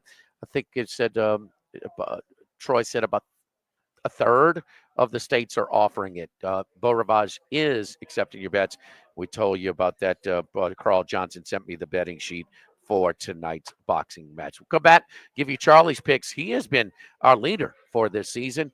He's still over 500. We'll have his picks when we return. Wrap things up. It's Football Friday, Lock of the Week Friday, presented by Tex Morris at Edward Jones Investments from Ruffino's on 104.5 ESPN Baton Rouge. Live at lunch. Get Moss Max and less text during happy hour at Modesto. Promo, Jimmy, promo. Hey. I'm about to let you know when to go. Okay. It's rolling. Live at lunch, live from the Beau Rivage this Monday, 10 a.m. to 1 p.m. to accommodate Brian Kelly's weekly press conference. We're on the coast in Biloxi, live at lunch, live from the Beau Rivage this Monday at 104.5 ESPN Baton Rouge. Guarantee Media is hiring. Go to guaranteemedia.com to see open positions and apply today. Guarantee Media is an equal opportunity employer. Guaranteemedia.com. This is Will Campbell with the Tigers. Louisiana National Bank is committing to making every interaction with its customers an experience that's more exceptional than any you've ever encountered. If you're looking for a teammate to help you achieve your financial dreams, come see one of the Louisiana National Bank's uncommon bankers. Equal housing lender. Member FDIC. Winter is coming, Baton Rouge. Stay warm and cozy with a new energy-efficient Rheem HVAC system from Capital City Comfort. This November, take advantage of special financing and expert installation on all new units. Visit CapitalCityComfortVR.com today. Your comfort is our priority. Twin Peaks is the best in the game. Here, it's bigger game days and bolder fight nights. I mean, where else can you find a scratch kitchen that always comes in clutch? Every day, from lunch to late night. Only at Twin Peaks, the #1 sports bar. People ask me all the time, where's a good place to go eat? My lock that never misses? Louisiana Lanyap. I've never had anybody disappointed. The snapper and papillote and the cocodrie are staples. Some of my favorites start off with the marinated crab claws or the oysters lanyap. For an entree, seafood stuffed bell peppers. Got a little kick to them now, so watch out. And blueberry bread pudding for dessert. Nobody has collected more 225 Best of Awards in Louisiana Lanyap. 9990 Perkins Road near Bluebonnet, where you always get a little something extra. Let's go! ABC Wednesday, country music's biggest night, the CMA Awards. Let's party, Nashville! Kicks off with this year's must-see collaboration, Post Malone featuring Chris Stapleton live. With electrifying performances by Lainey Wilson, Shabuzi, Ashley McBride, Luke Bryan, plus Thomas Rhett and Teddy Swims. Woo! Luke Bryan, Peyton Manning, and Lainey Wilson host the CMA Awards live Wednesday, 8/7 Central on ABC and stream next day on Hulu. He's coming. Here he goes. Surprise! Your table saw broke. Also, the warranty expired weeks ago, so you need to pay for a new one out of pocket. At Progressive, we know small business owners don't usually like surprises because they cost you money. But a good surprise that could save you money? Getting a commercial auto quote from Progressive. Oh, and the replacement part you ordered doesn't fit, so it's completely useless. What a waste. Surprise yourself. See if you can save in as little as 7 minutes at ProgressiveCommercial.com. Progressive Casualty Insurance Company and Affiliates. The new location of Los Reyes Mexican Grill on Wesley across from Mike Anderson's. Man, the place looks great. Lots of indoor and outdoor seating options with plenty of big TVs to watch all your favorite games. All of the traditional Mexican cuisine with a great happy hour, 2:30 to 6:30, 7 days a week. Plus, $5 margaritas all day, all night on Wednesdays. Great spot to bring the baseball team in between games, just 5 minutes north of Traction and 5 minutes south of LSU. Los Reyes Mexican Grill, 1072 West Lee, near Nicholson. Respect isn't something that's just given, it's earned. It comes from having experience and possessing knowledge that can be passed on to the next generation. Jim's Firearms. Hi, this is Jake and James of Trash Rangers of Louisiana. Have a question, a problem, call us. We answer the phone. 225-363-9053. Bayou Ford and Bayou Chrysler Dodge Jeep Ram. 5 brands on one lot. Shop BayouAutomotive.com. It's an emotional. Charles Hanagriff's 5-pack of picks. Brought to you by Supreme Rice. Make sure you use Louisiana rice, grown by Louisiana farmers since 1936. Available at most local grocery stores. Supreme Rice. All right, Charlie's 30-24-1 on the season. He's got a 3-game lead on us, and I can't even count how many games lead he's got on you, Max. But anyway, Houston +2. All three of us, boy, the three Musketeers, huh? All have Houston. It's now +2. I am the only one that doesn't have this pick. Charlie's got Kansas +2.5. Max has Kansas +2.5. Wes Reynolds on Wednesday gave us Kansas when they were +3. Matt Humans gave us Kansas yesterday when he was on. Bruce Marshall just gave us Kansas +2.5. Oh, interesting. West Virginia +1. I like Baylor a little bit there. Charlie's got the Mountaineers at home. They did go to Cincinnati and win a road game there. It's a tough read on this West Virginia team this year. Is Dave Aranda? It's going to be close. Going to be interesting. What's their record right now, Max, for the Baylor Bears? Dave Aranda, a little bit of a warm seat there. I just wonder. It's that doggone 5-4. I think that damn Hail Mary going to come back to bite them. But they have recovered. They have played better. I like Baylor. Charlie's got West Virginia. South Carolina -14. Missouri is a mess with their quarterback situation. They can't do anything on offense. They stole that game last week with a miraculous throw and catch to the right side of the end zone. And then, but a little scoop and score as well. Now, Oklahoma just got a scoop and score before that to take a lead. But a wild game. Big 8, Big 12 teams there. Now in the SEC. South Carolina is good. They're at home. -14 is a lot of points. Charlie and I on the same page here. Georgia -9.5. So Charlie's 5 picks. Houston +2. Kansas +2.5. West Virginia +1. South Carolina -14. And Georgia -9.5 points. So the 80% club was Penn State and Sam Houston State. Penn State, and keep in mind, Wrigley Field, that's, I thought I was listening to T-Bob and Jacob earlier today. Said it was the hottest ticket in college football, the highest 30. ticket in the secondary market, Wrigley Field. So I wonder if they have to flip sides again. I think they can only have room for one end zone. So it's kind of a messed up deal. So, but anyway, hey, don't forget, Football Friday originates from Biloxi at the Beau Rivage. They are taking your bets for the Jake Paul, Mike Tyson fight tonight in Mississippi. Jordan Kitchens back in the studio. Stay tuned. Yell practice up next with Hunt Palmer. This is Lion of the Week Friday, presented by Tex Morris and Edward Jones Investments on 104.5 ESPN Baton Rouge. And it's not if you're going to need a home standby generator. The question is when. Optimized Generator people are Louisiana's largest and best full-service Generac dealer.